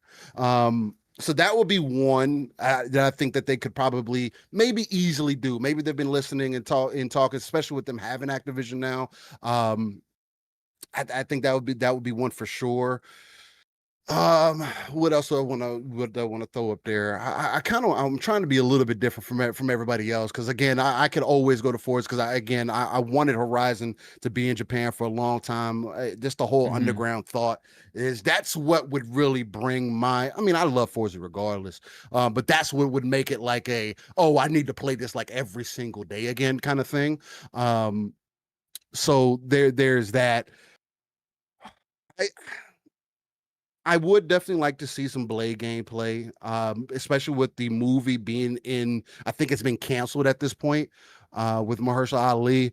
They couldn't get the script together or whatever the case, and I think it's a perfect way to kind of, again, fill in that space and just make people aware that there is something coming along their horizon. Maybe it's too soon because we got a tease of it. I think that was just last year where we got that tease. Everything else that I got, man, is literally centered around either Halo or Gears, just because of how excited I am with Gears Reloaded coming back, and just my whole thought process behind what they're going to do with that. Because I don't think they're going to trickle out 2 and 3. I don't think those games are going to get made for some time. So anything else?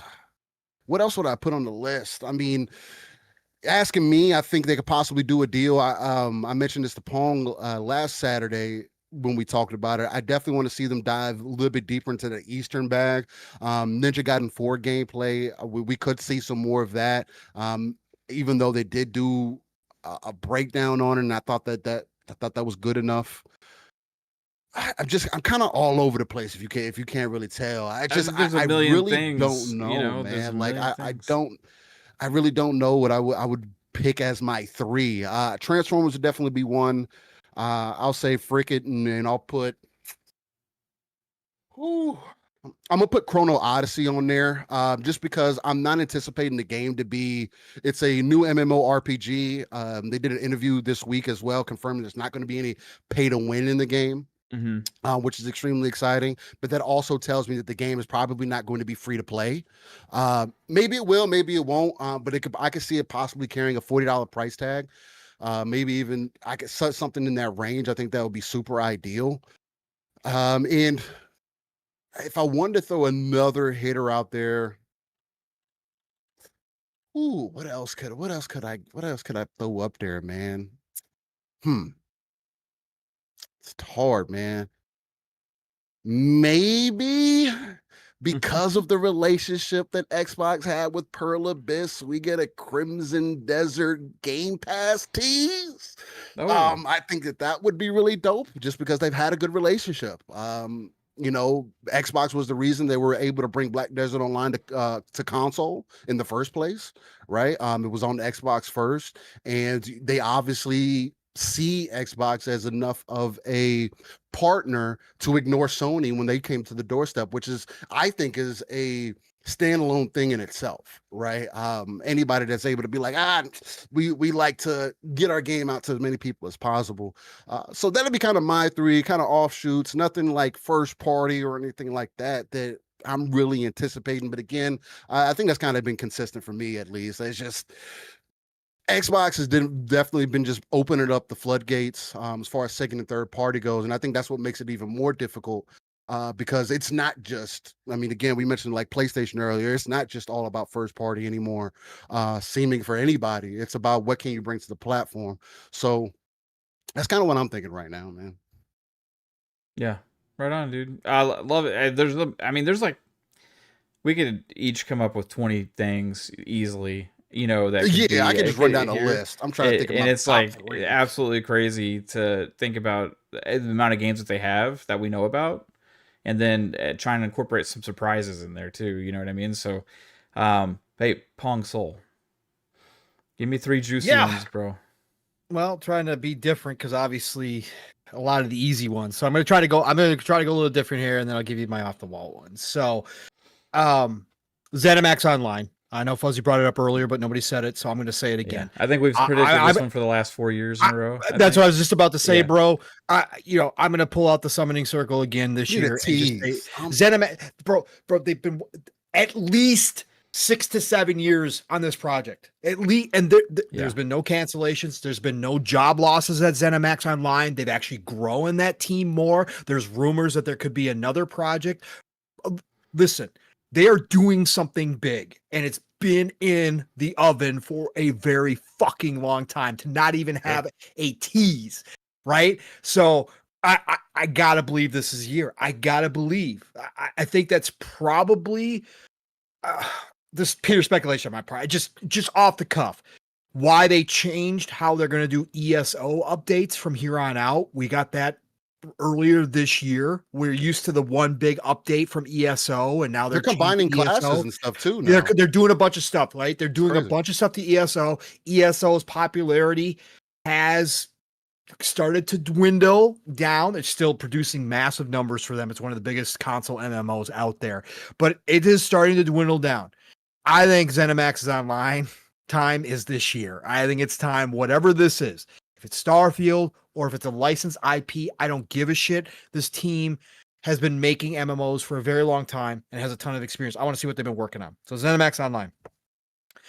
Then I think Tim Schafer shows up with Double Fine, and I think we get 2 games from them. I think we get potentially a shadow drop of, I forget the name of the one game that they had in the works forever that we were supposed to get. Or whatever. Kiln, thank you. Yes, Kiln. I think that gets shadow dropped into Game Pass, and then I think they show off their next big game.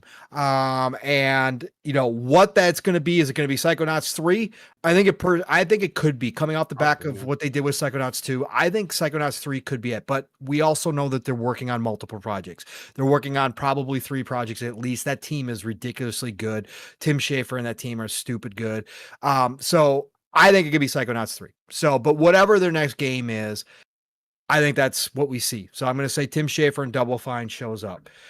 Then I'm going to say what was missing last year from the showcase, as big as that showcase was that Eastern section that we've all come to love about Xbox. And that was one surprising bit. Although they had so much first party last year, it kind of made sense. But I think this year, I think both Square and Sega are here. And I think that from Square, it's all out there now. Okay, if Final Fantasy VII Remake is ever coming, okay, there's no reason to not say it at this point. It's going to Switch 2. It's going everywhere. It's finally time. Xbox is the last in line to get it, or to at least have the announcement. Say it. So I think that both Final Fantasy VII Remake and Final Fantasy 16 are announced here by Square Enix, coming to Xbox. I think it just falls in line with everything they've been doing, strengthening the partnership. Obviously, they've been serious. We now know they were serious about the change in putting their games everywhere. We just got Final Fantasy Tactics announced for Xbox, okay? So I think that's real. So I think both Final Fantasies show up here. And I think that's the announcement from Square. And then I think Sega shows up here with Atlas. And I think Atlas also does a dual announcement. I think that they announced the Persona 4 Golden remake. And I also think that they tease Persona 6. I think they get on the Xbox stage and tease it here. I think this relationship's too strong. On Xbox. Yeah, on Xbox. Yeah, they're too strong. Showcase. Yep. Persona 6 tease will be massive, bro. Will be a massive. Because again, there are still some people who don't believe Persona 6 is going to go everywhere, that it'll be PlayStation exclusive for a while. Bullshit. It's going everywhere. So I think that happens here, and I think they tease it on the Xbox stage. My off the cuff.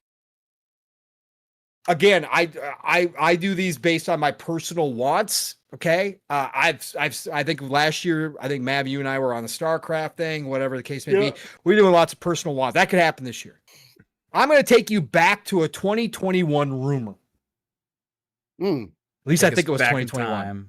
Somebody can correct me if I'm wrong, but I think it was 2021. Was it a 3-bit rumor? I was doing math. No, this is a grub rumor.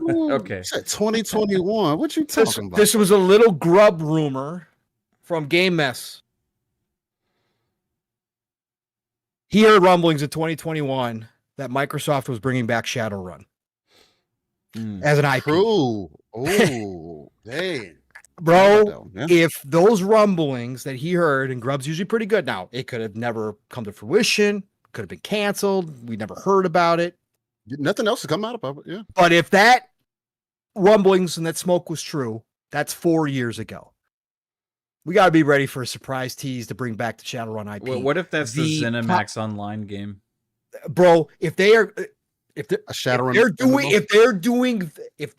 that would be one of the biggest commitments to basically a mothball dead IP that I ever could imagine, man. I would be jumping out of my seat if that's what this is. I will be locked. I said I don't have time for MMOs. I will make fucking time for a Shadowrun MMO if that was the truth. Okay, you just got me really, really excited.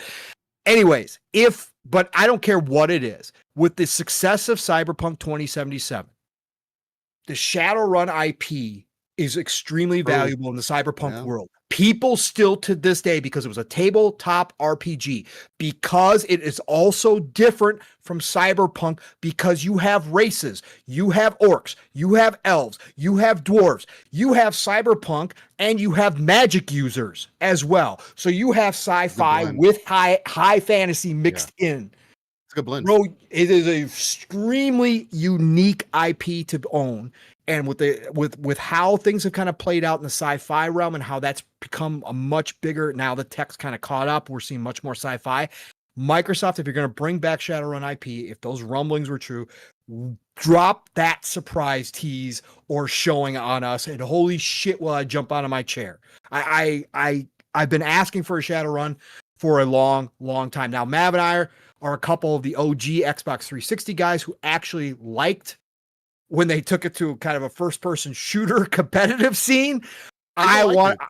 People did like it, but it did get the reviews were terrible. It got fucking bothered. Mainly because, but it was good. It was fun. Campaign though. Correct. It didn't have anything. People like straight multiplayer. Online. I heard a lot of people try to play. And I'd be okay if they're going to try. I wouldn't necessarily be as excited if they tried it again. I'd want a true RPG, because I go back to Shadowrun on Sega Genesis, right? And my buddy had Shadowrun on Super Nintendo. 2 different games, by the way. And we're not even going to talk about, Genesis version walked all over the Super Nintendo version. But anyways, I'm talking about bringing back the RPG in full-fledged kind of forms. Now, we did get those nice Shadowrun tactical games from Harebrained Schemed games, which used to be FASA until Microsoft got rid of them. But I would like a big budget Shadowrun RPG, and I think that's gonna be my off the wall. So as far as like if you want like a traditional Shadowrun style RPG but big budget,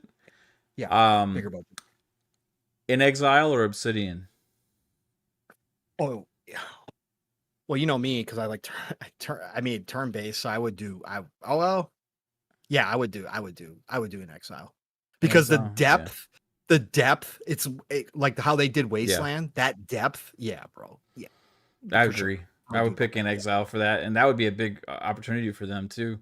It would be, like, hey, we've had Wasteland we've been working on, I think they would like to make something Fallout too. I wouldn't be surprised, because their heritage, comes from the original.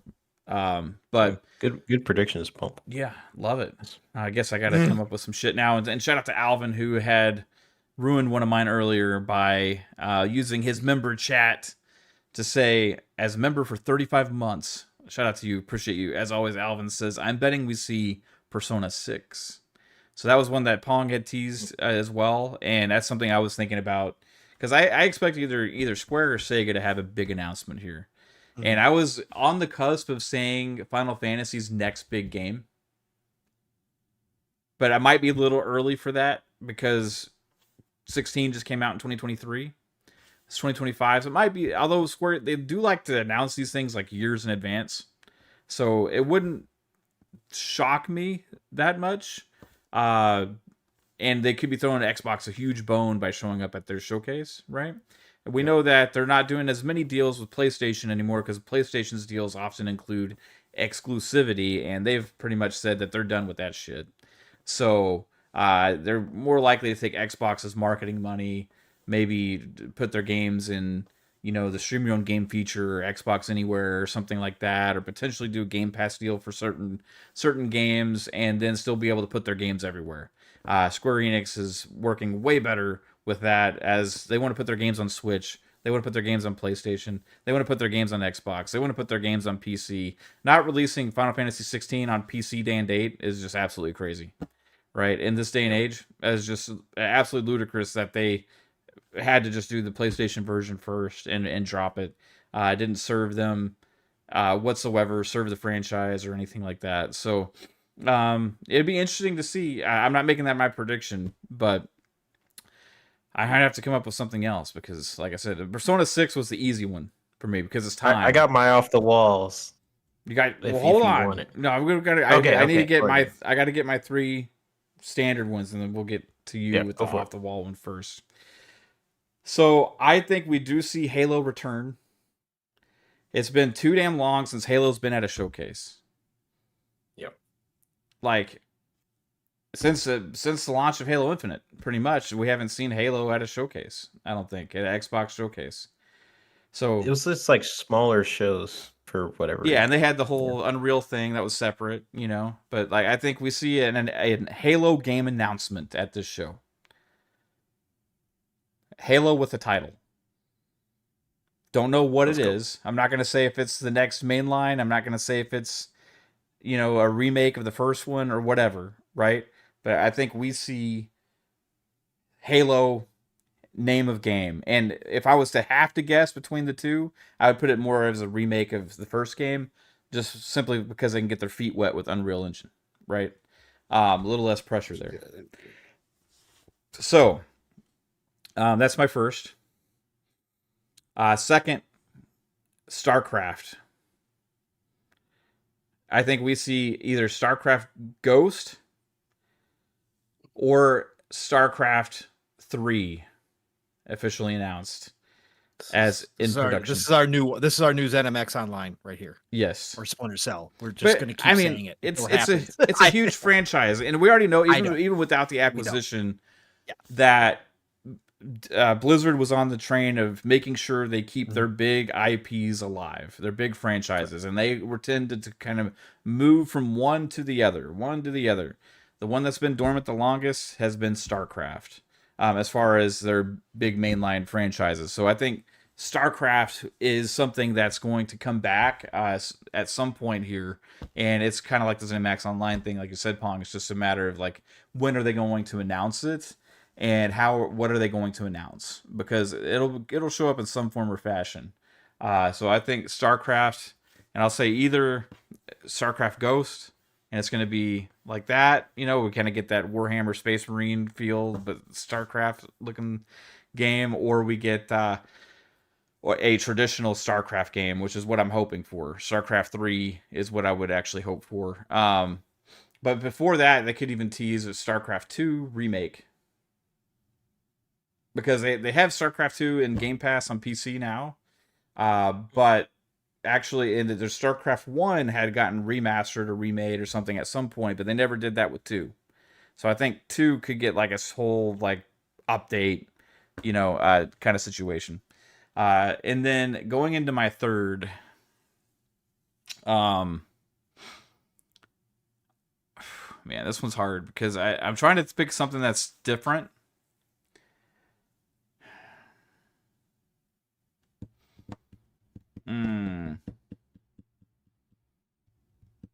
Splinter Cell shows up. Be consistent. Yep. I like didn't want to say it, but I had to say it. Yeah. I mean, when is it going to happen? The tease happened. And Ubisoft said they're not doing any forwards, right? They're going to show up at other shows. And the game exists. And as far as we know, as of last year, it hasn't been canceled yet, according to some insiders. They tweeted a picture of Sam Fisher. Yeah, some weird Sam Fisher that everybody thought was like what they were going to have the game look like. Yeah. Okay. So bring out, you know, to do the whole, like, I mean, we've been saying this for fucking 10 years probably. Like, in every show before every showcase happens, either Ubisoft or Xbox, like, it's just like Splinter Cell. I want to see Splinter Cell. I want to see Splinter Cell. I want to see Splinter Cell. So I'm not going to give up now. Why would we give up now when we know the game exists and has been in the works for years? So Splinter Cell. Let's go. Hope so. Bring it to me. And all mine are kind of wishful thinking things. Because if they actually have Halo, fucking Splinter Cell, and what was my other one? StarCraft. Right. Yeah, I mean, all at the same show. I mean, this would be insane. Right. Absolutely insane. Best show ever already just there. So, all right. 3-bet, you said you had your off the wall one ready. So my anticipation for this is through the roof now.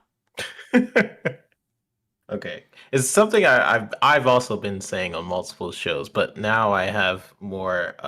It's a little bit more developed, as I had a little bit more time to think about it as you guys were talking. So for a while, I've been wanting Xbox to do their Smash Bros.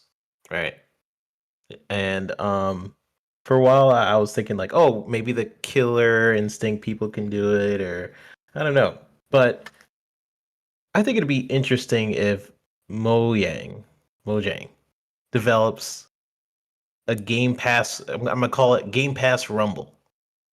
Get Master Chief in there. You get Doom Guy in there, and it's announced at this stage, and they bring in all their IPs, and it's like the Xbox Smash Bros. So that's my one off the wall one. Okay. My other one. Oh yeah, more is than like, one. Okay, cool. Yeah, I got another one. My other one is like, we know they tried to get Warner Brothers back in the day. Didn't work out. Because Warner Brothers like, whoa, our division is profitable. And now they're like, kinda wow, cool. making And then games now is they're hard. yeah. So now they're reversing back, which means Xbox kind of swoop in and be like, hey, like what's good? What you guys up to?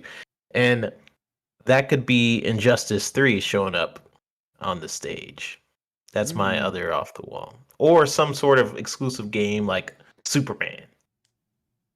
But most likely Injustice. What if in like a twist, how PlayStation had teamed up with, Arc System Works to make the Marvel game. We got ours. Xbox had teamed up with, WB to make a different game. That also maybe has some of their characters in it. Could be sick. Like if it's Injustice 3, and maybe like they have Master Chief or someone as like a guest character, because Warner Brothers likes to do like their guest characters and stuff like that. Yeah. That could be. Can you imagine really Master Chief, Doom cool. Guy, and like all that shit? Just like Marcus Phoenix, go with the chainsaw gun. Like that'd be sick. Yeah.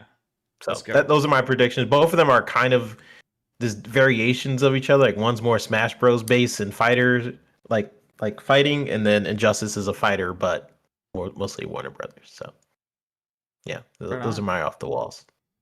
Cool. I love it, man. I hope it happens. Yep. Fuzzy, I know you've been racking your brain trying to come up with something. I didn't have a chance to catch the show earlier with you and Boom. I wanted to be there today, but I wasn't able to because I had to do work stuff. But what do you have for me for an off the wall? I know this is gonna have to do with racing. Not this time. Okay, originally, cool. I was gonna go with. I was gonna go with Splinter Cell. Like much like Pong said, they did the tease, and they're not having their own Ubisoft forward this year, so kind of makes sense. And looking at how Xbox teamed up to bring Ninja Gaiden, I would say it makes sense that they would partner up with Ubisoft to do like a first party publish kind of thing of Splinter Cell. But that aside, although this one isn't as well thought of, only because I know Crytek has had some layoffs. They were working on a Crysis 4, I think.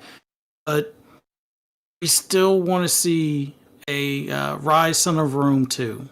And even if it means he's resurrected and has god powers, kind of like what you had in the Arena stuff, I think that game updated with maybe more character models for the enemies or character types, I think that would hit at this point in time. Like the current game still to this day looks awesome on current hardware. So having an updated version of that, Crytek and their CryEngine is up there with the best of the best engines out there. So at least on looks, might be a little on the bloated side, but look wise, it's definitely holding its own. I would say a Rise Son of Rome 2 would be a nice tribute. Sorry, breaking news: Black Myth Wukong just got dropped, or it's going to be dropping on Xbox on August 20th. I don't know. I guess they didn't need years of training to be able to figure out how to put that game on the Series S, right? Oh yeah, it was official release from Xbox. What is with these weird time? What is this? Yeah, like what do we do? Anyways. Yeah, official release on August 20th. Yeah, they just Black Myth Wukong official site 4 minutes ago. Yep. Wow. Huh, all right. Good call. Great breaking news. Mav comes back and there's breaking fucking news. Let's fucking go. Black Myth Wukong, come and let's go, everybody. I wish it was something I cared about.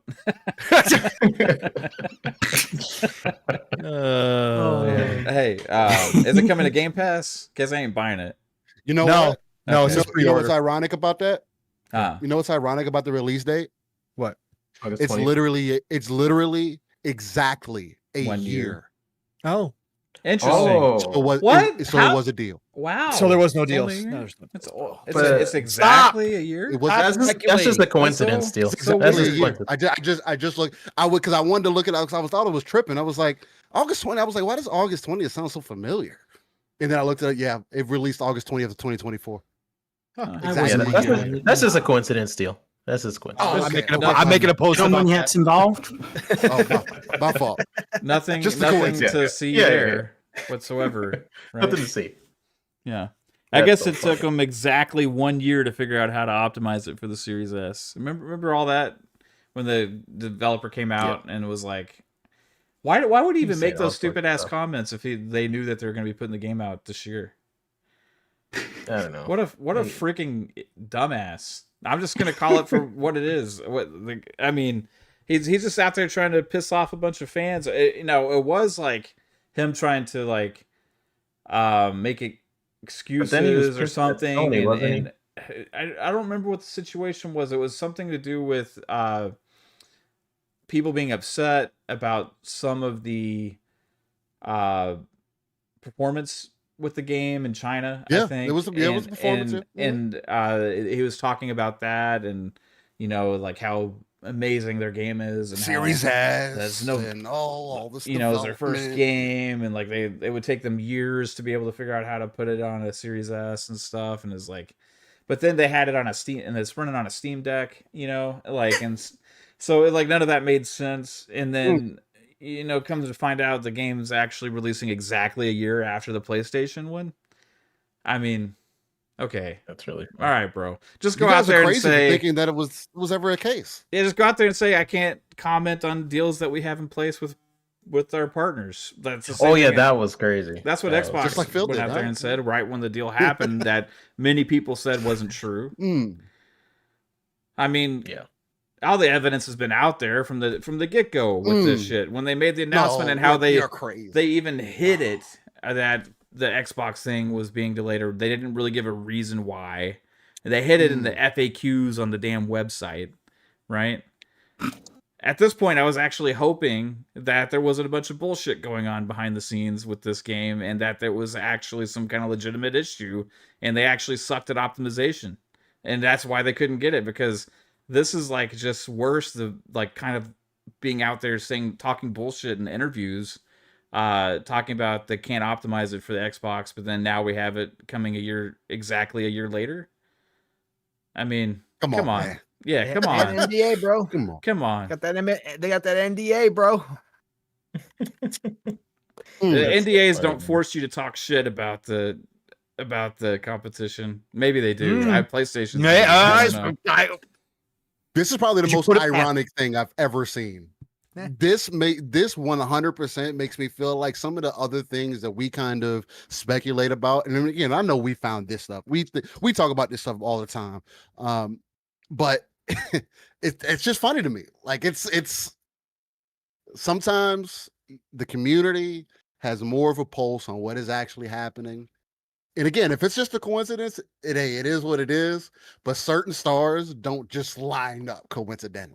You know what I mean? 1 + 1 has to equal 2 at some point. Yeah. They've been better off picking a different date, different month, even. At least throw us off the trail. And they're like, nah, that's too much work. Oh my gosh. Whatever. That's freaking. I would have gotten away with it if it wasn't for you meddling kids. It was like a Scooby-Doo episode. Good side right there. Yeah. Alvin with the $5 super chat. I appreciate you, Alvin, as always. Says Wukong, Gears Reloaded. There are August releases. Could have easily been Sunday announcements. They definitely have some heat. Clearing the decks. Something. Yeah. Yeah. They like we talked about before, there's a lot of stuff that they've already announced that they could have saved that would have been big deals, right? But they got some things in their pocket for sure. Maybe it's Pocket Rocket. Maybe it's that game. Yeah. All right, Fuzzy. You got your big crazy prediction out of the way. Let's go. I'm scared to go to Steel on this because I'm not. I don't know if I got anything too over the top. I don't think so. okay. What's your off the wall like dream prediction for this show? Maybe it is off the wall. Just because we seen Kamiya bring it back up. I need Scalebound. I need Scalebound back in rotation. Like I know everybody else likes to play. Yeah, I know everybody else keeps trying to be funny and say I keep hearing Rand say now nobody ever wanted that game. That was the most impressive game that I saw that year, and I still want it today. The fact of playing a Devil May Cry game where I now can also take control of a dragon and ride this dragon and have some Panzer Dragoon moments as well in between. Bro, you can't with Kamiya. He mentioned it. He said, "Yo, Xbox, I'd be willing to go. I'd be willing to do it." That was this year. So it's like I know it's such an offshoot thing to say, but what if? Again, the code still has to be there somewhere. Still has to have access to it. It looked decent at the time, and with some time now, maybe some of the things that people felt off about. Hey, some years have passed. You could change some game design things, maybe to have people feel a little bit better. But it's hard for me not to believe that in 2025, especially if you drop it in Game Pass, that game wouldn't do well. And it was a co-op game. Again, those experiences have been blowing up. I think that would do numbers for social media, right? And it's different. We're back in this character action-packed moments. Why stop at Ninja Gaiden 4? We wouldn't even get a Ninja Gaiden 4 if it wasn't for Xbox. So why not dig back into that bag and give me Scalebound? That's what I want. That's my big dream right there. If they give me Scalebound, my life is complete. Because there's nothing else like that. That's nothing. That's a unique one. Leave it to Steel to bring back Scalebound from the dead. Again, let's go. Hey, I'll do it myself. Hey, Xbox, can we hire me? We'll create it together. We'll make Scalebound. Let's do it. Will he still be wearing Beats by Dre, or are those not cool anymore? No, he's gonna be wearing earbuds. He'll wear earbuds this time. Just earbuds. Right on. Love it. All right, Pong Soul. Go. What? I did my off the wall, didn't I? Did you? He did at the end of his. Shadowrun. Yeah, he did. I thought we were doing it. Yeah, I did Shadowrun. So yeah. My bad. All right. Okay, so I guess I got to do mine. So mine's like kind of off the wall, but kind of not, because I think it would be where I'm going with it is off the wall a little bit, but the announcement itself may not be. So I'm gonna go with Forza Tokyo, right? But here's the off the wall part. I think it's going to be a brand new franchise of Forza games. I think they're gonna keep Forza Motorsport. I think they're gonna keep Forza Horizon as the open world kind of rural area festival thing. And I think they're gonna come out with a new Forza franchise that they can market like to that tuner crowd called like Forza for the Streets. No, like Forza Nights or something. I don't know. Forza Nights. Yeah, Forza Nights everywhere or something. Meant to be a like city night street racing crowd, right? Forza Nightlife. Yeah, That'd like be the NOS. illegal street Forza racing. NOS. Let's like bring it back to that tuner. Or like they do a partnership with Tokyo Extreme, and it's Forza Tokyo Extreme Racer. Yeah, those combine them both to take over. So then we'll have 3 Forza franchises, right? What? And that gives them more time to operate between them, and that way they can do the Forza Horizon team can still do their thing, right? And then this one's going to focus on like that nightlife, the city lights, city lights, and that way we'll have where are they going after Tokyo, right? They're going to go to like in like a few years they'll go to L.A. Or like in a few years after that, they'll go to like New York City, or they'll just go to places around the world or something, that Las Vegas, that have like a nightlife scene of like street racing and stuff like that. 2K and Xbox come together to create Midnight Club Forza. Yeah. Yeah. Exactly. Nice. That's what I want. Because like, here's the thing. Like, the reason I went that direction is because what I want from like a Tokyo, like from a Japan Forza game, isn't necessarily Forza Horizon. Right? Because every Forza Horizon game has been that like rural open, and then the actual kind of like little town areas are all kind of small and stuff. Like, I want to be in the fucking city of Tokyo, and I want to be driving around the highways and stuff. You know what I mean? Well, maybe I could go and Japan live isn't super big, you know? right. So you could do the whole country of Japan, you know? But, man, I want that like detail on the buildings and the light. I get it. It's like what Need for Speed Underground was for that franchise. I want whatever this is to be that for Forza. Right. Okay. All right. It would be It's great. like Forza Arcade Yeah. kind of thing. Mm-hmm. And I couldn't say Forza Street because they already had Need for Speed Street, and I think the mobile game they already had Forza Street that mobile game. Yeah, as exactly. Well, so I said either Forza for the streets, or Forza Nights. I mentioned that earlier. Forza Underground. I mean, that would be a perfect title for it for sure. Playing on that nostalgia as well, but. Again, I think they could do that in Forza Horizon, because that's one of the things that I think Horizon is missing as well in comparison to like a Assetto Corsa. I know you got to put mods in it and stuff like that to do a lot of it. Is the moving traffic. You know, it's one thing to have standstill traffic in Forza on some of the custom maps and stuff like that, and even in free roam. But the fact that I can't adjust I really like, what would get me to even play Forza Horizon 5 more today is if I had the option for heavy traffic. Because I would just literally just drive around. Because I mean that's literally, there's millions of people who watch that content, you know, the no hezzy content and all of that stuff. There's so much of that available, and Forza has such an easy lane to dive into that with a Horizon. I mean, if it takes them to do an underground like you're kind of hitting that, Mav, I mean, cool. I mean, I just don't want them to. I wouldn't want them to spread themselves too thin, but you know, it's I think there would need to be like a partnership team involved with it. Yeah, of course. You know, Forza Twisted Metal. Yeah. Let's do a Forza Vigilante 8. They own Vigilante 8 now. Let's bring back Vigilante 8, but Forza version. Is that Activision? Yes, bro. Yes. Forgot about that. Or maybe that's like a add-on expansion content. Whatever. We need a car. We need a car battler, bro. We do. Let's go. Yeah. I mean, they could Twisted Metal. They're apparently not going to do anything. So. Right. Shoot. Yeah, that's a great idea.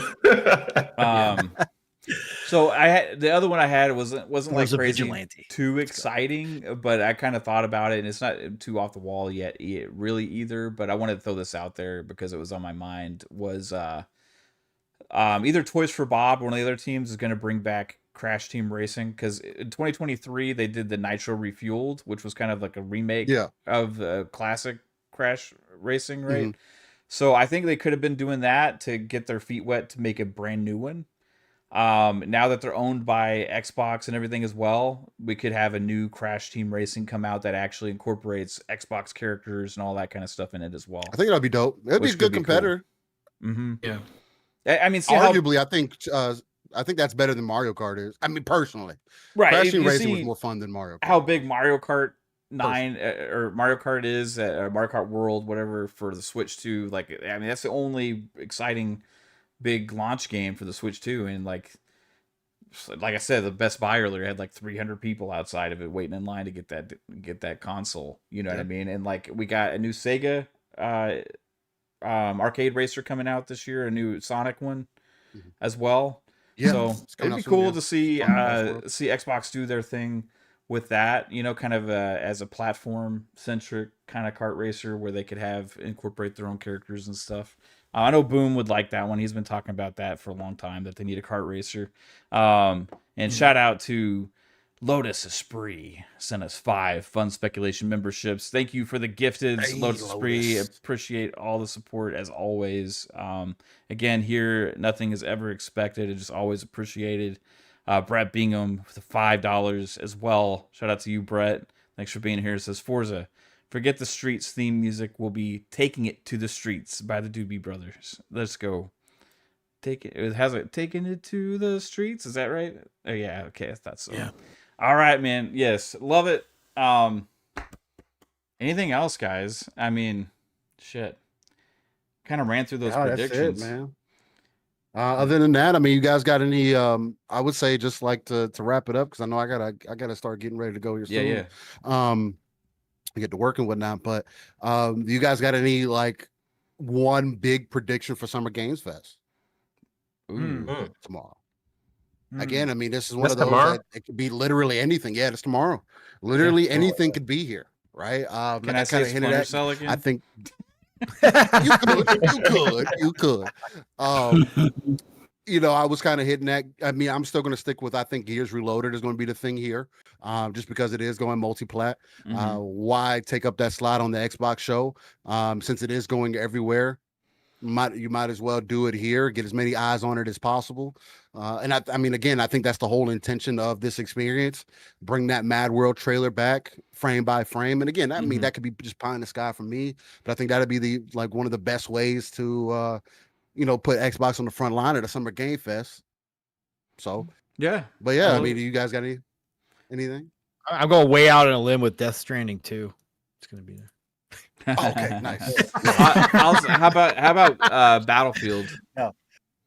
Ooh, Battlefield? Yeah.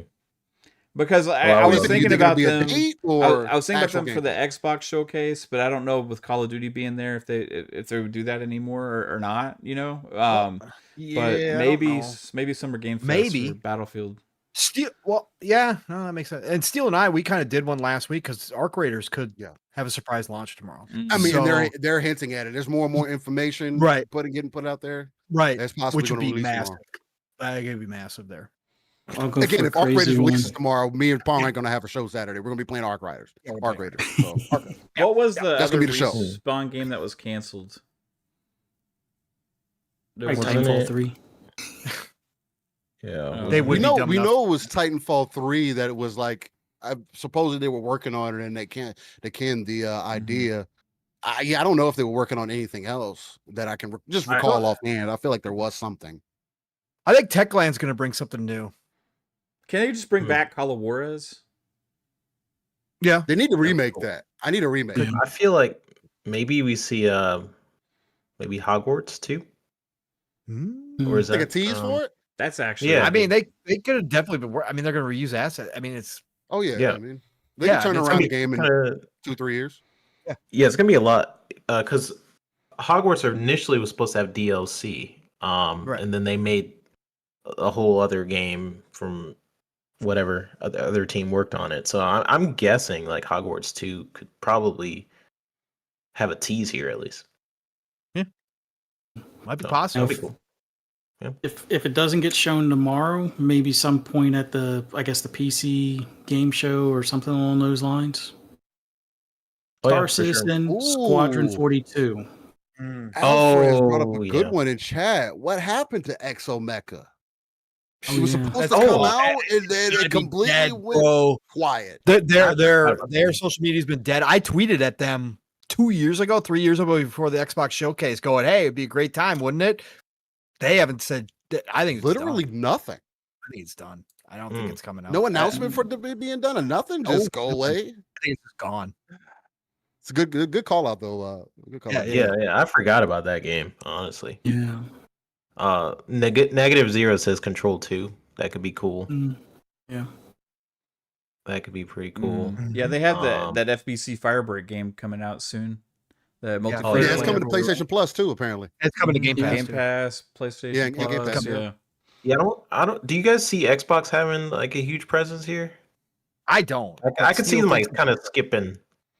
I don't know. I think they could show something like OD. Maybe one of the PlayStation announcements or Switch 2 announcements Starfield. here. Right. That could be. Yeah. The ZeniMax Online. There could be a Starfield announcement. ZeniMax Online game could be there because it's an MMO, right? It's going to release everywhere. I think you would want to save that for because it is. I would want that on the Xbox show. Oh, I would too. I want everything at the Xbox show. I mean, of course, but Yeah. Just thinking about it, you know what I mean? I don't know. I don't want to. I don't want to see Be Keely nice. cringe, and we have another we game did from see the Xbox. He's like, oh, yeah. Yeah, Oh, the Xbox. 2D Be War- nice. We God of found War. out that God of War Greek mythology game. That's actually whatever the new one is actually a 2D Metroidvania game. But it didn't show yesterday. So where are they going Yeah, to show it it? didn't. It didn't. What the heck? I have not heard of this game. Oh yeah. Yep. Yeah. It's all but a lock at this point. So Yeah, people were hinting that it was going to be the next thing that God of War is going to be doing. They were expecting more like in line with what we have gotten so far. But come to find out, it's a 2D Metroidvania, 2.5D Metroidvania style game. Oh no! it's not even with Kratos. It's with what's his face? I forget the name of that guy too. It starts with a D. I can't remember his damn name. It's his brother. I think it's his brother. Oh, it's not even Kratos. Damn, I didn't. Yeah, even, no, I it's didn't not know even it was Kratos. Not even The Kratos. brother of God of War? Yeah, I what mean- is it? Oh, I forget his name.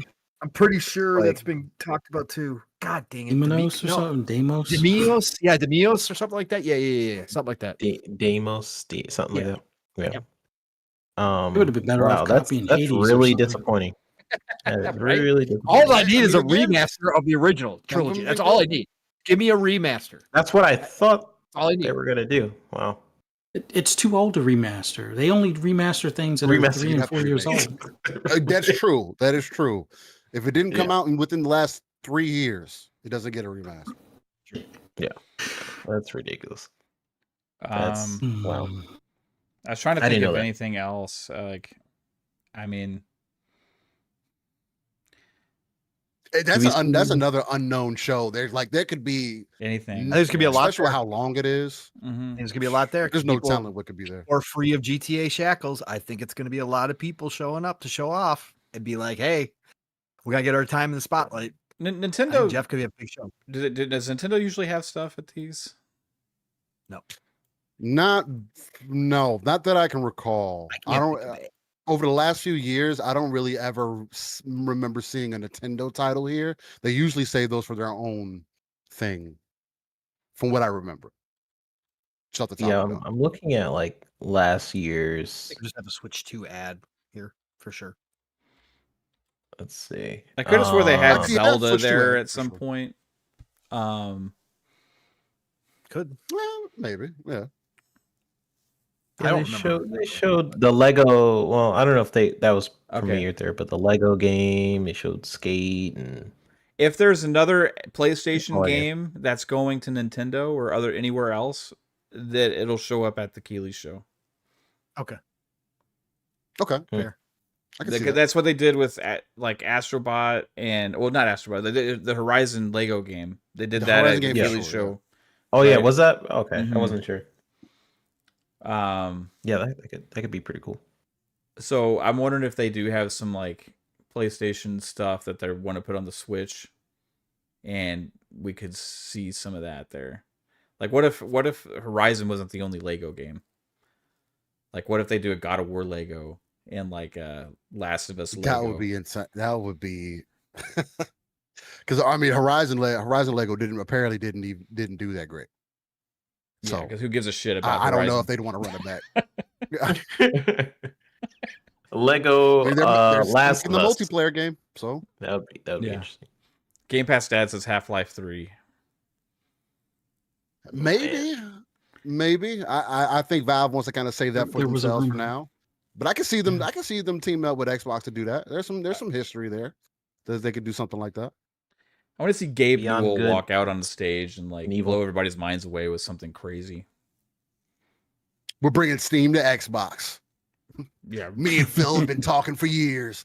We got a good friendship, and we said last night we cut a deal. Steam's dropping on Xbox tomorrow. Orange, Get ready to download Orange all your Box. PC games. No, it's on right now. It's on there right now. Orange Box That would be 2. insane. Oh man, Could you imagine? Valve- Orange Box 2 was announced. Orange Box 2. that would be Yep. insane. That was like one of the best deals ever.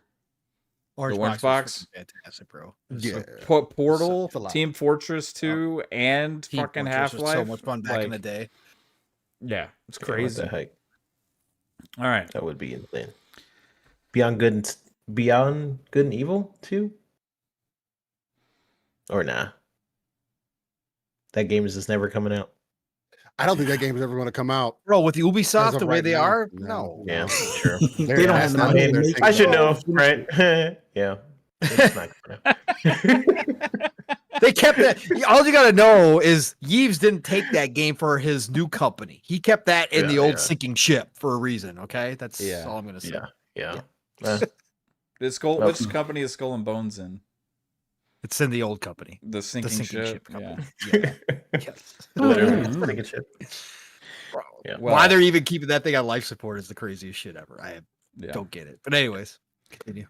Well, the fuzzest thing of like Star Citizen being there, I think is a really good guess. Like usually they save stuff for their con, but I think they finally pissed off their fan base, so they might have to do something crazy like that. Yeah. They're going to finally release the game. No, but they pissed off their fan base, so they're gonna have to do something to try to get people back in again. Yeah, finally release the game. Maybe they're they haven't raised $1 billion yet. Come on now. What if like they do something like Xbox announces the Master Chief Collection going to PlayStation at Summer Game Fest? Yeah, they could do that on the show. I can see. Actually, I could see that happening.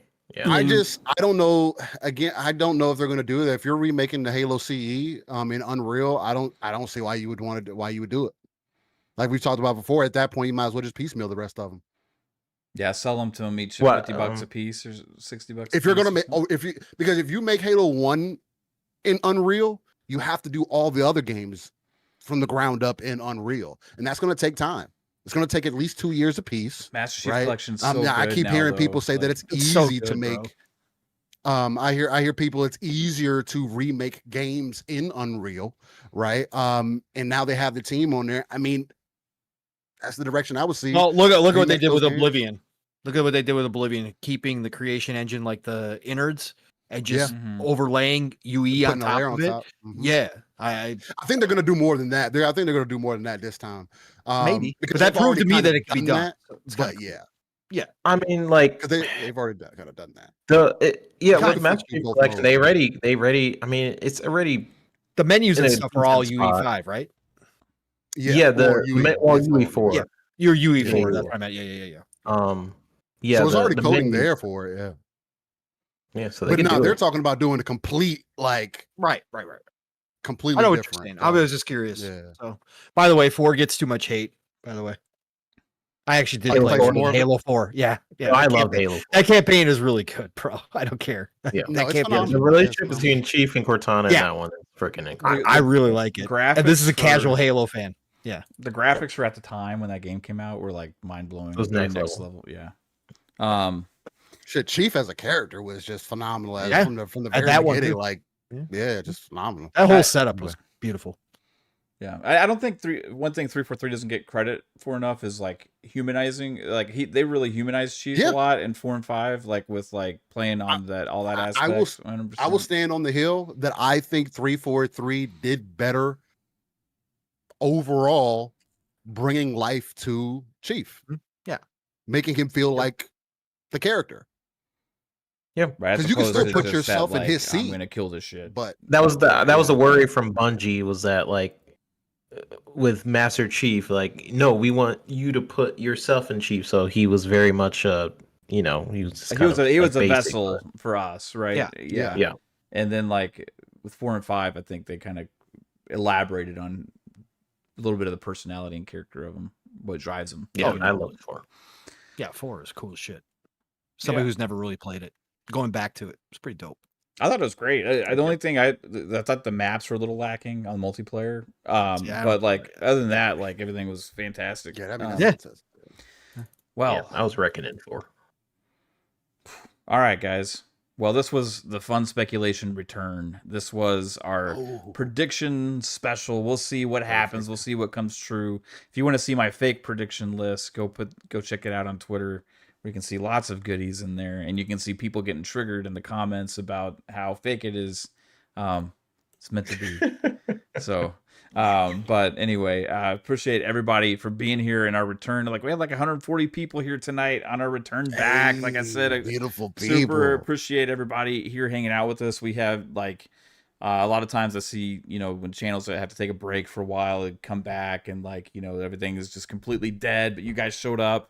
and it means the world to me and everybody here. And I love you guys too, like everybody part of the Fun Spec fam. It's been I haven't been able to talk to you guys as much and stuff, so it's been kind of weird, but it's good here hanging out with my brothers and having fun talking games again. And we got a lot to look forward to here coming up in the next few weeks. So we'll be back on the co-stream here on Sunday. We'll be going live 30 minutes before the showcase. I think the showcase is at 12 Pacific time. So that's 3 Eastern, right? So we'll be going live around like 2:30 Eastern time, as if my math is correct on that. We'll be doing the co-stream for anybody here that's able to show up for that. And then after that, like I said, I don't know exactly what day for sure, but what I'm looking at for the return of the channel officially on a weekly podcast thing is like 2 weeks from today. Regular shows every week for a Fun Speculation podcast. Is kind of trying to figure out exactly how it's going to work out, but it's shaping kind of everything that all of our shows had into kind of one. And it'll probably look kind of like what you're seeing right here. So, but everybody, appreciate you all again. Steel Rain, thanks for hopping in today, man. It was good to see you. And absolutely. Yeah, I miss talking to you. But tell everybody where they can find you in Living Split Screen. Well, ladies and gentlemen, you can find me Steel Rain at TZ7 everywhere, whether it's TikTok, YouTube, whatever it is. I started kind of doing this my lunch break with Steel special that I've started uploading and whatnot, kind of start growing my TikTok and stuff like that, and just put my voice out there more. I keep have more and more people, especially from work and stuff, keep telling me like, hey man, you ever thought about doing something with your voice? You got a decent voice, man. So I was like, hey, one of those moments where you just say, F it and just jump into something. So definitely check me out there. More gameplay as well. Been knee deep in Night Rain, my current game of the year. So shout out to that. And other than that, yeah, every Saturday morning, 9 a.m. Central, 10 a.m. Eastern, 3 p.m. UK time. Living Split Screen, non-console centric platform covering everything going on in the gaming history. 4-hour show where we get the first 2 hours are literally nothing but games, right? I know a lot of people. I hear people, I saw people on the timeline the other week talking about, I don't see any podcasts really talking about games anymore. It's like, oh, well, I mean, I guess we're not the one you want to listen to. That's fine. But yeah, if you want to come check us out, live raw uncut energy from start to finish, man. So come check us out there. Beautiful crew that shows up on a week-to-week basis. So, but other than that, yeah, follow me on all social media sites. Again, Steel Rain, that T is a 7. I appreciate you, Mav, man, for coming back. Hopefully you and the fam and everything's going all right. Look forward to y'all's return as well. Just because it's one of the most beautiful things about coming into the gaming community was definitely meeting y'all. Just having that organic conversation, being able to be excited about things and take that RTS approach. Like I say, there's a reason why I coined that, where I just kept running with it, because that's literally what I appreciate about what we do. We do tend to pull ourselves back and just kind of look at everything and give our perspective on how we see things. And it's not overly critical on each other about it. And we just take everything as is and we have good conversations. So it's always a magical thing, and can't wait to dive into more, man. And again, E3 time, it's an exciting time of the year as always. So much love to everybody. Much love to chat. And yeah, man, look forward to more. Right on, man. Appreciate you, Steel. Fuzzy Belvedere, what about you, sir? Tell everybody where they can find your rambles and rants. Oh, this was awesome. Everybody back. The band's back kind of thing. But, man, so great to, just talk about gaming with you guys. I'm missing doing this for some time. Glad everybody's doing well. And just really looking forward to these next few days as far as what we have coming for the remainder of the year into next year. So excited for what we have, with the showcase right around the corner, and pretty much what we'll get for the, the round off this year, and games of the year, Expedition 33, Split Fiction. I'm pretty sure there's going to be a number more that we're going to come across before this year is out. But man, this was awesome. Thanks for doing this tonight. I'll try to make it Sunday. Be on the road. Just. And here, there, and everywhere. Yeah, you're doing cool these shit, past few weekends, that's cool, glad to do this. And for those that want to hear my rambles and rants, just follow me on social media. Just do a search for Fuzzy Belvedere and you'll be able to find me. Thanks again. Enjoy gaming. Just tackle that backlog because there's more games out there than we need to argue about. Absolutely, bro. Thanks as always, Fuzzy, the ever consistent, ever smooth one. And 3-Bit, thanks for being here, dude. The ever talented man who has a bunch of celebrity friends. Thanks for being here, bro. Tell everybody where they can find you. Yeah. First off, E3 season is my favorite time of the year. It always feels like gaming Christmas when we all get to speculate. We speculate throughout the year, but this is really a time where like we figure out how right we are, and it's just fun to always do that with you guys every single year. We've been doing this channel for a minute now, and it's always felt very appreciative to be around you peeps. There's a lot of people in the community that are they're just not like you guys. They're very toxic. They don't understand gaming. Like it's at the end of the day, it's about gaming, and it's just about fun. And this is always a time that we can just chat about like this games and stuff that we care about. So I always appreciate you guys inviting me to these. It's always a good break from work. I've been pretty busy the last few, like the whole last month I couldn't stream at all. I've been working on all these trailers and stuff. But yeah, always a fun time. So you guys can find me on the Bluest of Skies, 3-Bit, and then my TikToks and stuff. Someone mentioned it earlier. I've been doing some TikToking. Been making like original dumb short videos and stuff with my coworkers. I made a series called Editor versus Editor, where it's basically like I'm a video editor, my coworker's a video editor, and we kind of go to war with each other. So we decided to make a short film. Yeah, like, what if amazing, by the way. Like, thank you. incredible. Yeah, it's like what if video editors battle against each other? It's like a spy versus spy, very inspired sort of thing. Okay. So it just gets crazy, crazier and crazier. So you just have to watch it and find out. But been doing that, but Pixelated Echoes will be coming back. I'm probably not this Sunday just because some things are like the show is earlier. I don't know what Fuzz is doing. I don't know. We'll see. But Pixelated Echoes is coming back, and I'm excited to finally jump in with you guys as well. So just stay tuned, and we'll see you guys on the next one. Bye, y'all. Thanks, 3-Bit, and the one and only Pong Soul.